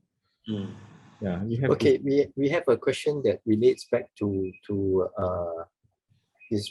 I think two questions that relate back to the board. One of them is by Muhammad bin Hamada, and I think the other one down the road, Sintin by Zukaisa. It says some of the other professional boards practice a requirement where the client is required to pay professional service fee to the board account, and the professional are being paid by the board. Do you think that approach can be workable for architects? So it's like they want to follow the board of surveyors, where the client pays to the board first, and then the architecture firm then gets payment from the board. Datuk. Okay, so okay, that is a very good model, but that does not solve the problem of fee cutting. The reason why I say good model, that system will tell you the time when you need to stop, serving the client. So similarly with the land surveyor, they will not start doing the survey work before the fee is deposited with the board of land surveyor. After the fee is deposited, then they will proceed. So the same thing. So what LAM has been developing, okay, there's some issues now in getting approval to implement it. The system is in place, but okay, I'm not qualified to talk on behalf of LAM. I'm no longer a LAM board member, but from previously what information that I have, that the system is in place, but some regulation issues that need to be amended and to be approved before the implementation. But bear in mind that that will not solve the issues on fee cutting. That system basically facilitate the collection of fees. So it means that if the client do not pay you, okay, for the first stage, you will not proceed for the stage 2. So if the client do not pay you for the schematic design, you don't have to proceed for design development. So that is the idea. So the risk of non-collectible fee will be reduced. But if you in the first place charge very low fee, then you still get the low fee. It does not mean that you agree for 2% fee, but through this system, you will get 5% fee. No, this fee is basically to facilitate, this system is to facilitate fee collection so that it will minimize the case where actually the client do not pay you after the completion of a project. I think a lot of them have the idea that once this is implemented, then everything is following SOMF. But I think the perception is wrong, because like you say, the SOMF is for full scope. So people can always say that they are not charging, they're not doing the full scope. There are certain items that are not there. Yeah, because the board will not know what your detailed agreement with your client. Let's say if you agree with client, okay, I do schematic design only, I won't do a submission. Then the board cannot insist on the full scope. And within that, maybe you say, okay, I will collaborate with other people, so the other people will get half, another architect will get half, I will get half. So that's why. So it depends on what you agree, except that the system will facilitate for, it's like giving you green light. Okay, the fee has been deposited for this phase. Now you can proceed with the phase 2. That's how it facilitates. I have a different take on this, and this is really going back to what I mentioned about the doctors opening up a GP clinic. I mean, it seems like once I get part 3, it's either I'm going to open up my own firm, or I'm going to, quit, or I'm going to, get together and open up, a group practice or something. Very few of us, the part 3, actually stay back and work with the firm that you're actually with. I think, maybe I'm generalizing. I don't have all the data there. But if you intend to open a practice, you are actually running a business of architecture. And when Ezumi, you showed all your slides about working out all the overheads and putting all the multiplier and all that, a sole prop will not do that. They won't even be able to do all that because, they don't even have the time and resources to do it. They're just busy running around, getting the work rather than trying to keep control of cost. So the cost control of the planning is very kind of like a estimate, I get enough to cover my overheads for this month. I probably look forward half a year. How much have I got as far as reserves are concerned? And I think the survey that you did, Ezumi, over MCO1, I think, MCO1, regarding the cash flow, most of our members average between 3 to 6 months of reserve cash flow for the companies. Yeah. But I think the business of architecture, when you open your company, trying to outsource that business part to Lembaga, to me, it's not really a good solution. To me, if you run your practice and you can keep the cost control and with the fees versus the kind of a value that you give, you don't really need to get others to do this part of the work. I'm not saying no, it's not a good idea. I'm just saying that if you run your business well from the beginning, even wanting to open shop and knowing that most of the time, if you're running at the borderline where you cut fees and the payment is slow, most of the time, you're just covering the cost of your overheads. There's no way you're going to be able to capitalize to the point that you have enough money in the bank for you to feel that you can move to the next level. By the time you're ready to move to the next level, all your BIM outdated, all your AutoCAD outdated, your equipment you need to buy new computers. You have to go and buy stuff again. So it's a never-ending chasing your tail. There's always somebody biting into your thing because the fees have got so low that you cannot get beyond your overheads. Okay, there's a question. Yeah. Can I just put in something in regards to the fee structure? Yeah, go ahead. Assuming obviously we've kind of accepted the fees, there is also another level where you get into the structuring of the fees within the 5 stages. a lot of developers will say, okay, I'll pay you a little bit, top and push everything down to the construction point. Now that's obviously not according to the structure recommended by LAM, but a lot of developers do that because they're worried they're not going to, implement the project. So they push up all the fees down towards the end, and that is also part of that competition, Oh, your other architects does that, instead of taking the 45% above, they only take 30. The 15% is lumped down to the construction area. And then it doesn't happen. You already spent your time doing that, Is there a regulation that says you can't do that? Or, or is this up to the individual, to discuss the sort of The arrangement, breakdown, really? they're talking about the breakdown. Yeah, absolutely. Instead of 15, 30, 25, 5, 5. Yeah.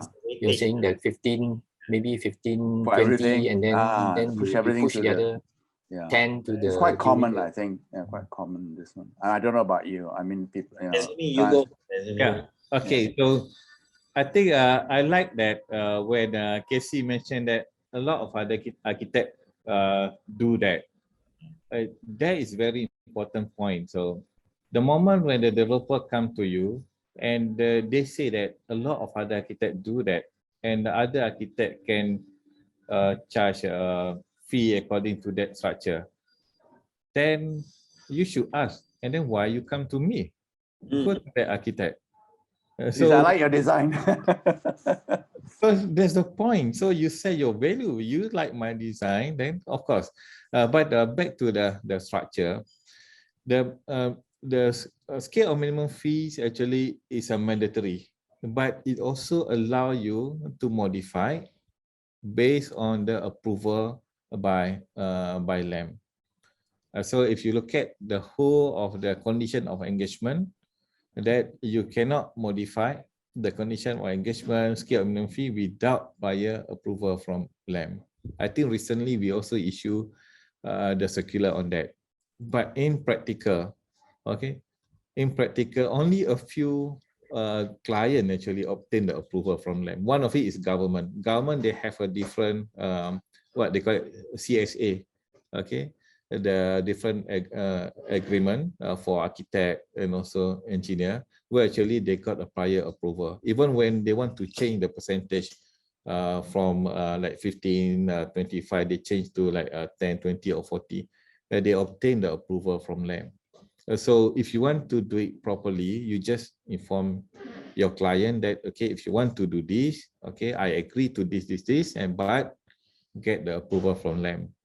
So if you both agree and LAM also said there is nothing detrimental about it, LAM may consider to approve it, okay? But only a few developer actually does that, especially the government link. Government link is sometimes they got the approval from LAM, but some private developer, they don't. They just offer to you. You want it or not? So you are at their mercy. So in practically, I will look at how I operate. So I will look at, because I know my resources. Like in the beginning of the project, the year 1, year 2, I know how much I will spend already. So I will look at that risk. So if it is within my risk or within my budget, I still can make money even if they stop the project halfway. I may consider that. So that's why I think it's how you manage your resources. There's a question on Facebook. I think this one will make a lot of architects upset. Yeah. It's by AJ Rizal. It says, if it's a hassle to practice the scale of minimum fees, why is it still in the rule? Omit it from the rule so then all of us can practice freely. Yeah, I think that was the debate when we had the professional practice forum. Okay, professional practice forum I shared earlier. So whether the question asked whether you want to keep or not, 100% say we want to keep it, but 15% say that don't make it mandatory, 84+% say that make it mandatory. So and so far we are among a few countries in the world that still have that scale of fee for architecture practices. In Asia region, all other countries has already abolished the scale of minimum fee because they were forced by the competition commission of the country, or under the competition act, they have to abolish the scale of fee. But some of them regret, including Singapore, even UK regret abolishing it. It created a lot of problem, a lot of trouble to them. In fact, now some of the countries start to come back with a fee calculator to assist their members, their practicing architect, to calculate their fee. Because the impact actually is not just commercially, the impact is also on the safety of the people, safety of the public.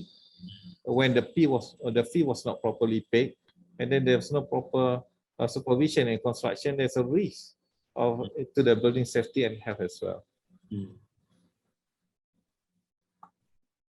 Okay, we have questions again. I don't know whether this is a statement. I say, Architect Izumi, you have not priced in design creativity and lifetime liabilities. I think this is in relation to the slides that you showed. Yeah, thank you, Architect Zulkaisa. Okay, just now, if you look at 5 cost elements that I shared just now. Okay, number one, firm overhead, human resource.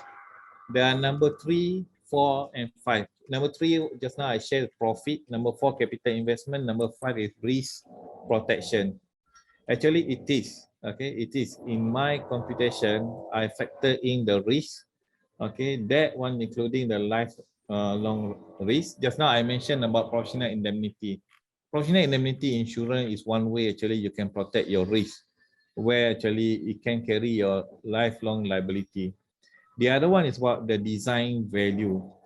Design value is already included in scale of minimum fee. If you follow the design value element, it stays there, except that that is only for basic design value. If you have a special design value creativity input in it, you can charge above scale of fees. So that is depend on the acceptance of the client to the value that the client put on your design. So you may say that my design value is 1 million, but if the client perceives the value is only 100,000, so it depends on your negotiation on design value, which is very subjective.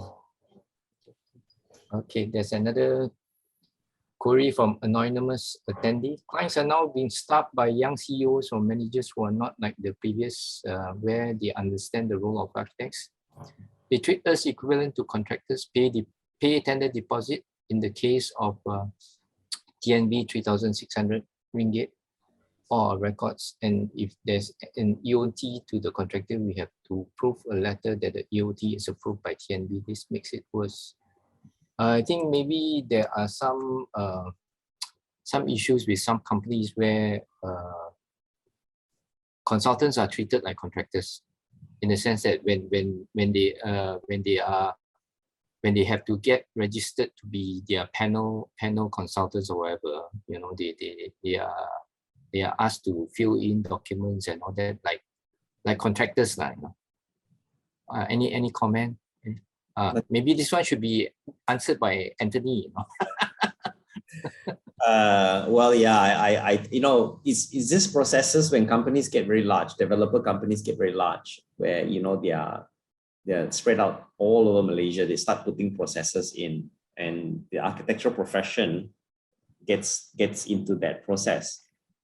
Like I say, these are market forces, and you know, besides, what's wrong with being treated like a contractor? Now you know how it feels like. You know, because you know, you either get forged and become stronger, or you just you know. Just to share, recently I was asked to fill in some forms, and then the chap asked me, say, hey, fill in this form, how much retention or whatever that you can allow us, you know. I say 100. I say no, 0. I fill in 0. I threw it back to them. They came back and said, cannot. You know, you put in some amount. Like, retention on contractor, right? Yeah. Retention on our invoices, you know, meaning like how long is your invoice before they pay you? Like normally it's 30 days. Yeah. And then they say, you know, how much can you allow for retention, you know? Retention sum, you mean retention sum? I don't know how they were thinking, so I wrote back 0. Then they say, cannot. They say, this big firm already around 50,000 lah. This, I say, cannot. I say, I'm a small firm. So I said, never mind, I help you. I put 100 ringgit. Well, I think just to satisfy their people. I think the underlying question that was raised is the perception that the relationship between the architect and developer is sacrosanct. Wow, I'm your side, I will take care of you because you hired me. The contractor is the other side. So, there is a feeling of, look, I'm now descended to a different level. How come I have this kind of treatment? Whereas my perception is I should be treated more special. Why am I being put into this? And these are all the young chikus who doesn't know that an architect, we sit on the high horse and we are the contract administrators. Look, times have changed, okay? Relationships are now all driven by profits, driven by value engineering, driven by KPIs and money. Many of these companies are listed. They have no qualms to get architects to pay for mistakes, no qualms to charging when you're responsible for making delays, causing delays to the contractor and so forth. I think this is where I'm saying the contract administration knowledge, if you are good in contract administration knowledge, market that, because developers see the value beyond just doing design. Because design, once it's done.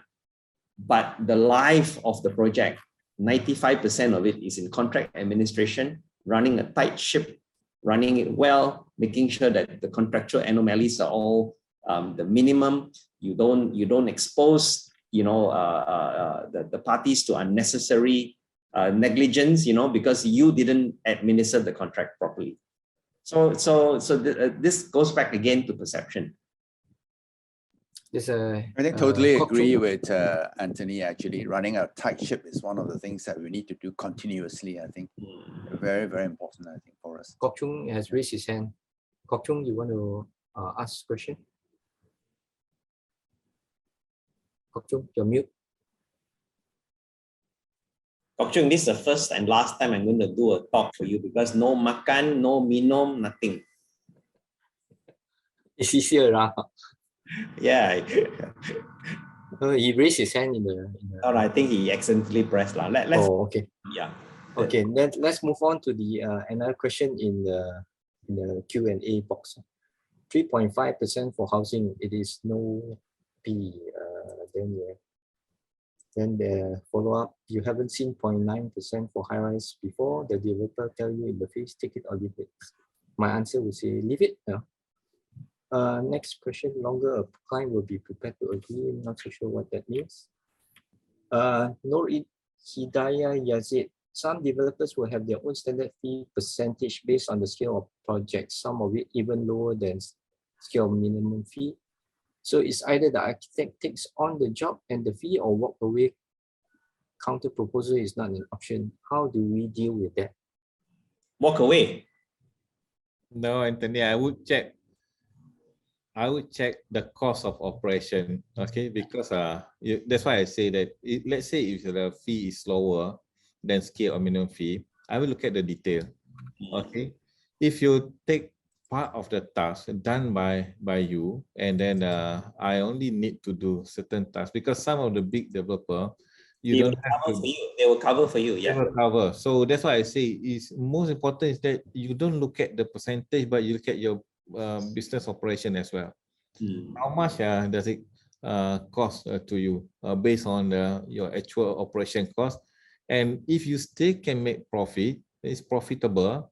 But of course, you have to understand, you must have buffer. What if the project delay everything? So I would say that I can consider that, but I must know all the detail. Okay, which part that I'm not going to do, which part that you will do, and I will also put a certain condition because for example, what if the project prolong?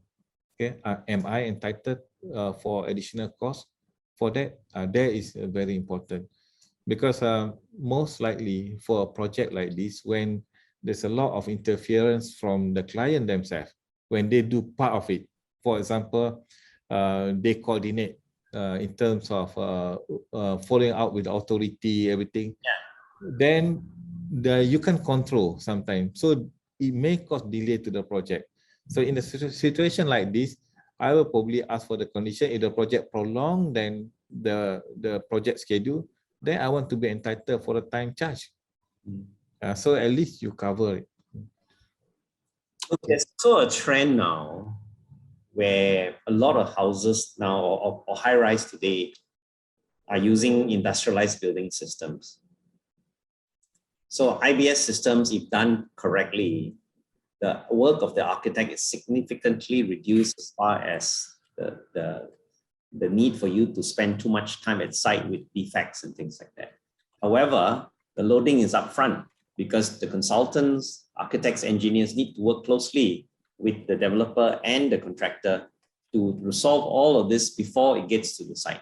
So you do the work a bit upfront, but then the dragging out part, the preliminaries for the consultants are much less intense once things are going.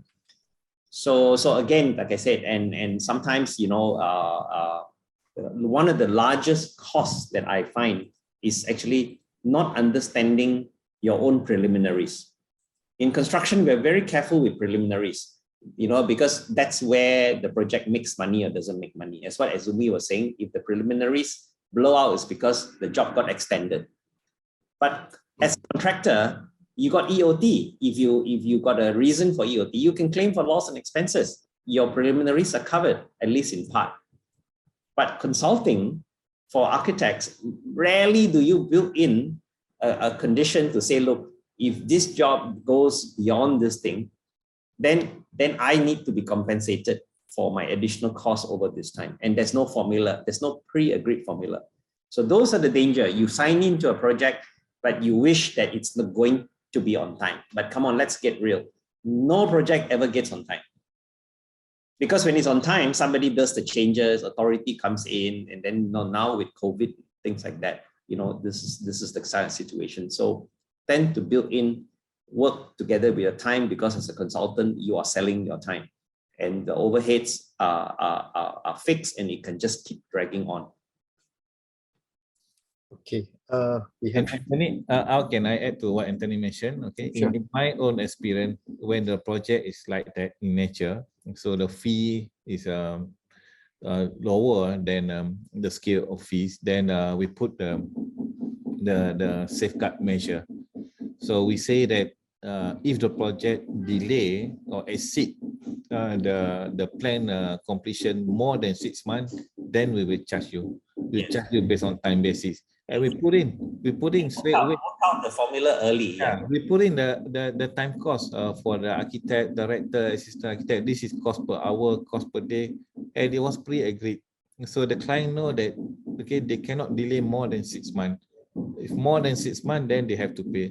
And sometimes they know that and they agree, they will pay. So Ezumi, maybe you'd like to share a little bit about how we do the quotations at Architect Center? Okay. I mean, it's just an example, you know, on how we run a tight ship. Yeah. No, Architect Center actually purely on time based fee proposal. So it's by day, day rate. So for any additional task they ask, okay, so that we will give quotation. Okay, so let's say for certain job that require, let's say 10 days, but after the completion of that 10 days, if the client wants us to do more, then we give another quotation, additional 5 days or whatever. Then everything will be calculated based on the time charge, based on the day rate. Okay. And payment upfront. Yeah, payment upfront. They pay first 100% before we start the job. Okay, there's I think a comment by Architect Izukaisa. Price and value of service is now the same. This is what they want as well. Big and star architects are doing the same, lowering their fees. Lifespan of most architectural firms only lasts a lifespan of the architect. Don't really think that's true. BP just spent celebrated 100 years already. Therefore, as an architect, once he and she retires, the firm will normally reduce unless they have a good replacement. Not many. First, a big firm can last 30 years or so. BP has proven that. I I think BP is proof that it can go on. The context is different from Malaysia and the world. Here, architects by PBT has to do all the work and be responsible, but not willing to pay for it. Other countries like the UK, approval is fast and simple. I think I want to weigh in on what Zulkaisa is saying. I think here this is you've been caught in a very rock and a hard place if having this approach, because architects in Malaysia are being relevant. The very fact because of the YBhg says that you need an architect as a PSP, and the housing job says, look, you need an architect to certify the stage completion. Other than that, right, you know, the rest are all commercial. People, you don't need an architect. So in fact, if you remove those two things, likely many of the firms here will get nothing at all. You know, and this is basically what's happening to the rest of the world. So I think we have to be quite mindful that that in itself is a pain point to many people who are, in a way, required to use an architect by law, not because they want to, not because they wish to have an architect to offer that service, but they have to. And anytime you have a law that says you have to, that immediate perception of relationship becomes strained. I think, Anthony, what you mentioned is correct. Even if you look at UK and in Australia, the building surveyor or the client can submit the plan themselves. They don't need architect to do that. It's optional. So that's why the architect has to, must have a special skill really perform so that to attract the developer or house owner to appoint them, to engage them. So because they are not engaging them by law, but they engage the architect because they need the service. Yeah, they need the service. I think sometimes the regulation also has its issues. I think like what UK is finding out right now, like with Grenfell and Australia is also finding out that, you know, they have all these checkers, but they don't have someone responsible ultimately. So you have all these construction problems that are, I think, worse compared to what we are seeing.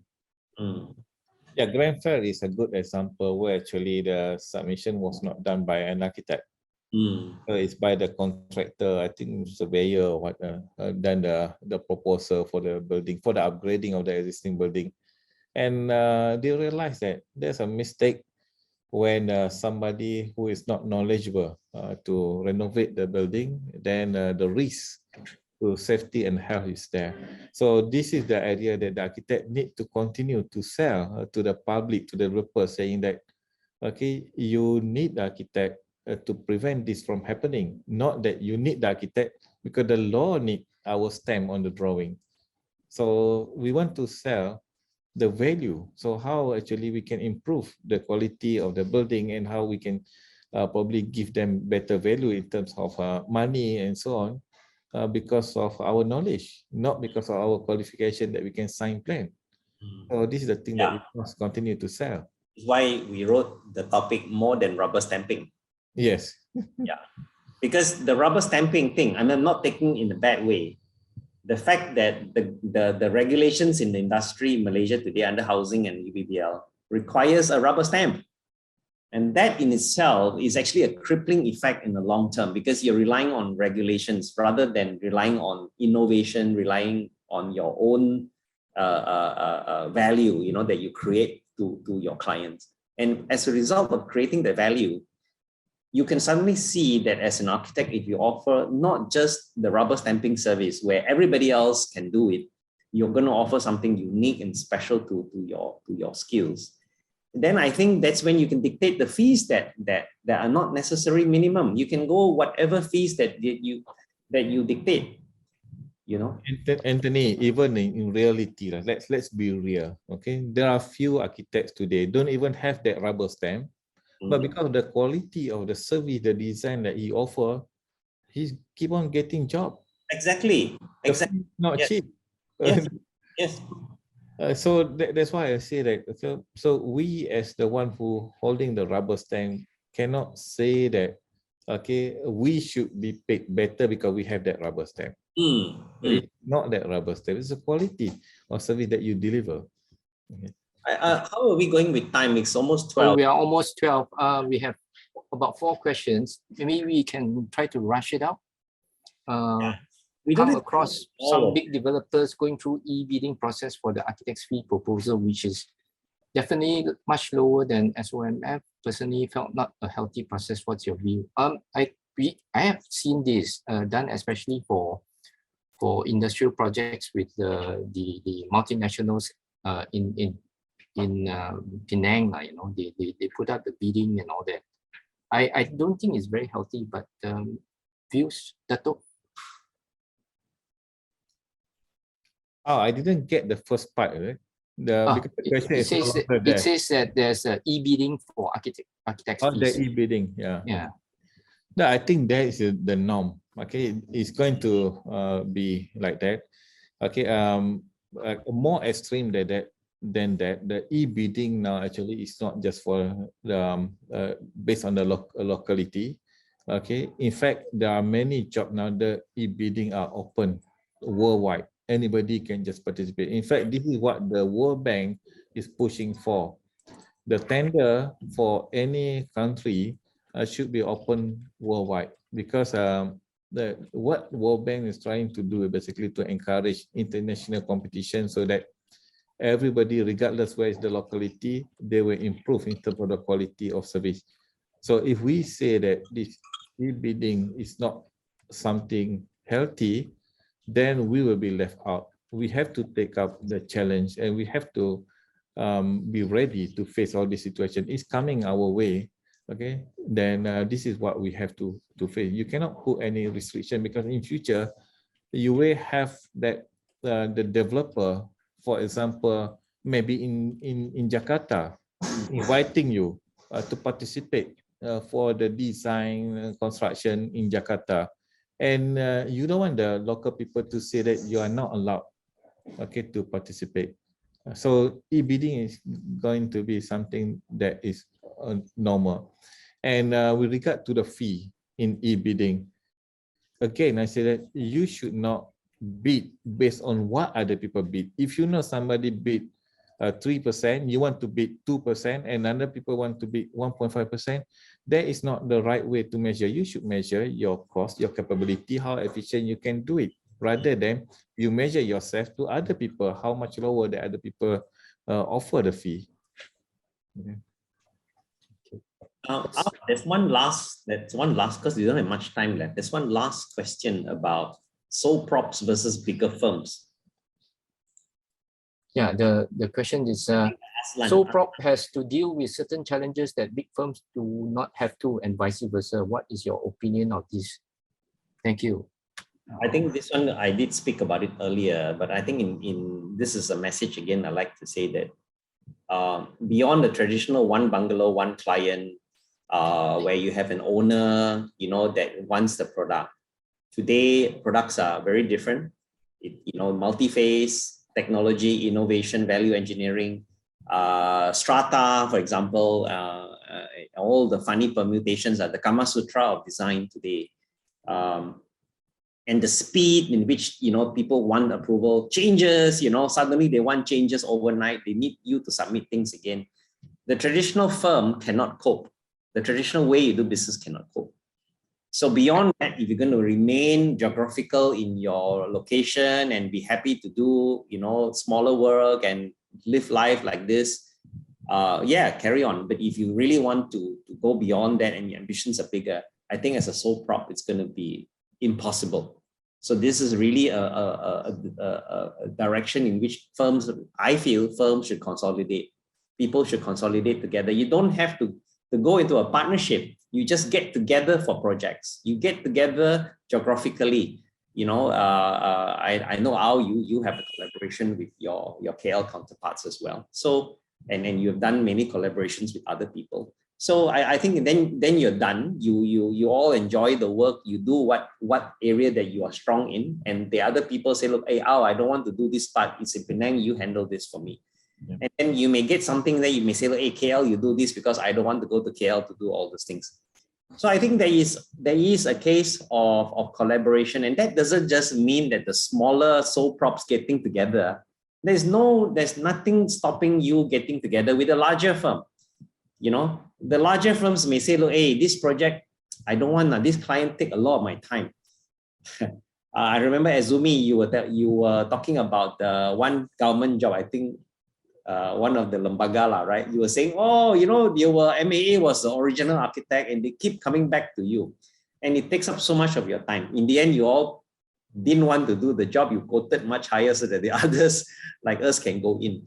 So I think this is a situation. I think don't just go for a cookie cutter service. Don't be bound by your SOMF. Don't be bound by basic services. Don't need to offer full scope because, you know, you just murder yourself. You know, maybe you just want to go and bite a little bit and come back. Just do a little bit and come out. You know, or you say, look, I just do authorities. I'm just the most professional runner in town. You know. Yeah, I think the problem with a lot of things is issues is that people think that they can do it all. So you have to find your niche. I'm a sole prop. It's not easy, but you know you just have to try to manage. People forget that architecture is also a business. You know, it's like that. That's why Dr. Ken Yang always runs his seminar. The business of architecture, you know. So you have to look at it that way. They keep thinking that we are providing, you know, it's a business. You have to survive, you have to make money, you know, you have to feed people. So you still have a firm. You can't do everything yourself. You still need to hire people. You still need staffing and so forth, you know. So, but then it comes to a point where you decide how big you want to grow, and then how many staff or how many personnel that you have to run it efficiently and hopefully not get into trouble. There is a huge, sorry about Ezumi, I'm just looking at what Lillian has been posting. I think there is a huge demand, a huge void where property developers and people are looking for architects in good contract administration. Okay, not just the normal scope. Running a contract tight ship, knowing your form, not just PAM form. Why restrict yourself to PAM form? Okay, there's so many other forms that are industry that architect can play a role. You don't need to wear the hat as an architect. You can still administer the contract. You can still run the job and get paid very, very good fees for that, because this is where the cookie cutter, I need to win a design award, I need to be published, you know, that part of it, there's other, I think there's other ways for you to skin the cat, and you have already got the basic knowledge and the experience there. So I think that maybe it would be an area that there is a huge void. I'm saying that. Go in.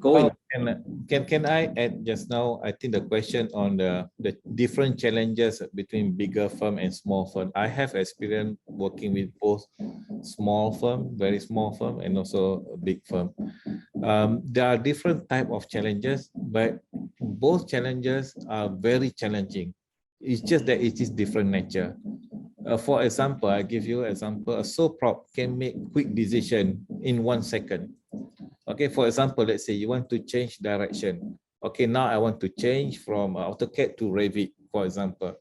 A sole prop can make decision instantly. You go to a seminar, you can see a new product, new material, or new equipment, you can purchase. For big firm, it's very difficult.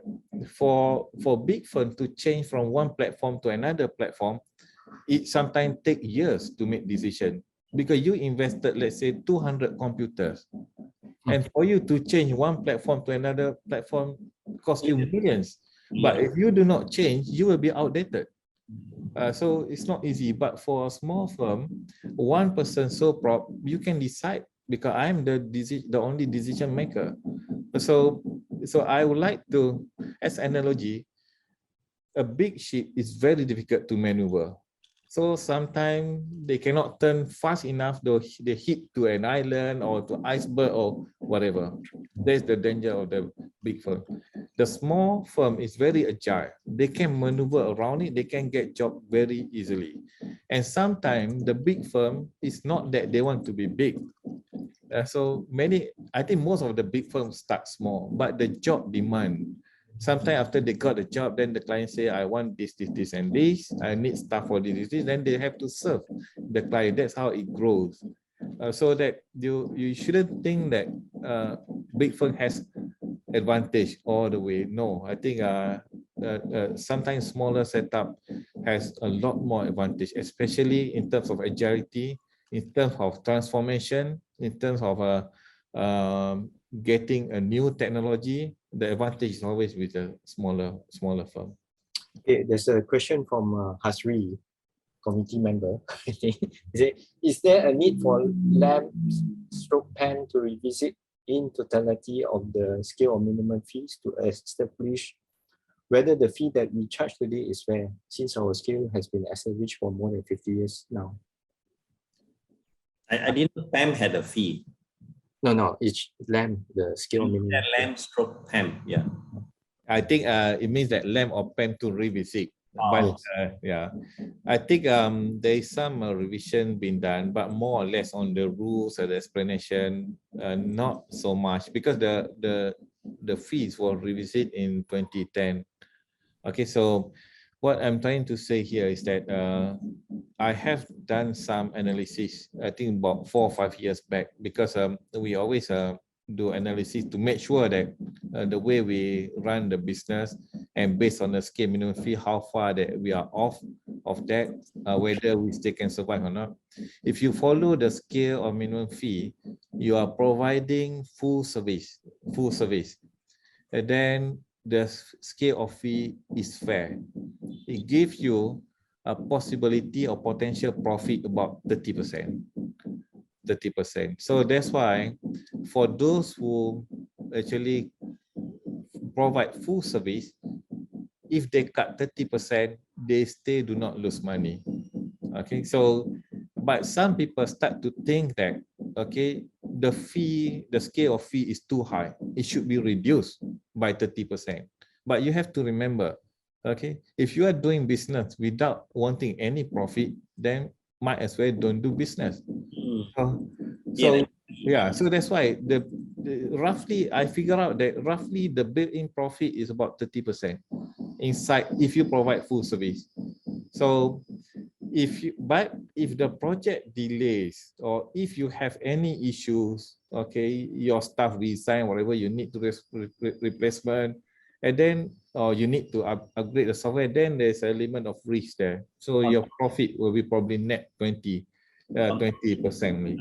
But they don't pay, yeah. Or if the client do not pay in full. Yeah. So there is some element of risk covered there, but not all, not full. Okay. But some of us, they believe that the scale of fee is too high because they are not providing full service. They didn't attend the site. They didn't go to the site. They didn't do inspection. They didn't do the detail, everything shop drawing. Sometimes they didn't even check the shop drawing, right or wrong. So that's the reason why they feel that the fee is too high. I can cut by 50%. But if you follow strictly what is the required service in the scale of fee, actually it is a fair fee. This is out of the topic and out of the query. I have to ask this on behalf of a friend. He says that can LAM assist on this letter of release, in the sense that once a case goes to litigation or arbitration, can LAM assist in having the developer pay that deposit to Lembaga, so that at least there's something to hold on. Right now, there's a clause inside the guidelines that says Lembaga can ask but not compel. So can this guideline be amended so that at the end of the day, at least the what do you call that, the architect having issues with the developer over unpaid fees has something to hold on? I think Lillian just shared just now, you can recover your fee through SIPA, one way. The other way, that's for something has yet to be certified or to be finalized. If you go through the arbitration process through Lembaga Architect, LAM, then LAM will ask for deposit of the disputed fee to be deposited with LAM as the stakeholder. That provision is already there. But it's not mandatory. It's I think it's it is based on the agreement by both parties. Agreement, but the only issue is that most of the time the architect, they don't want to go for arbitration, and then they let the developer to bring to arbitration with different platform. Then that element, LAM as stakeholder, is no longer there. So, but if the architect initiate, the architect say, I want to do the arbitration under LAM, then LAM will ask for that deposit. Of course, it's subject to the agreement by parties. I think in another instance where an architect and a developer has a dispute on the architect's fees, and the fees are in dispute, that means, you know, this is no longer a situation where you have the fees already agreed but just not paid. But in this case, where the fees are in dispute and parties flag it up to a dispute situation, whether arbitration or in court or whatever, the lembaga cannot insist to be the stakeholder of that fee unless already awarded. You see, you know? So you cannot. That's a private situation, and it's really up to the court to say, look, okay, put the money in lembaga or put the money in so and so as a stakeholder pending a disposal of this case. So I, in a sense, we don't have all the facts of the matter. But I think this is another situation where lembaga cannot play a role, you know. Yes, actually, it's option. If the party choose for arbitration to be conducted under lembaga, then both party agree. Then only the lembaga will ask for the fee to be deposited. Okay, but like Anthony mentioned, if they do not choose to go to lembaga, then lembaga will not be able to do it. They can go other platform. They can also come to PAM. Okay, so they can also go to any other dispute resolution mechanism. okay. Well, we have reached 12:17, 17 minutes over time, and there are still about 139 people still in attendance. So we didn't lose that many people during this talk. Thank you. How many came in from Facebook? Just wondering. Does anybody track how many on Facebook? We 12. Sorry? 12 live. Oh, okay. 12 live. Okay. Thank you very much, Anthony and Datuk Ezumi, for spending your Saturday morning with us. And I hope this session has been fruitful for people. Like I said earlier, we are trying to kick something off, and then hopefully this thing will maybe go somewhere or get somewhere. Casey, anything else to add? Down. You're muted. Okay, thank you very much, Anthony, and thank you very much, Datuk Ezumi, for, as I'll say, sharing your time with us and your knowledge. I think it's been a very interesting subject that probably will still go on. Okay. Thank you very much. Thank you, Al, for moderating the event. Okay. Thank you very much.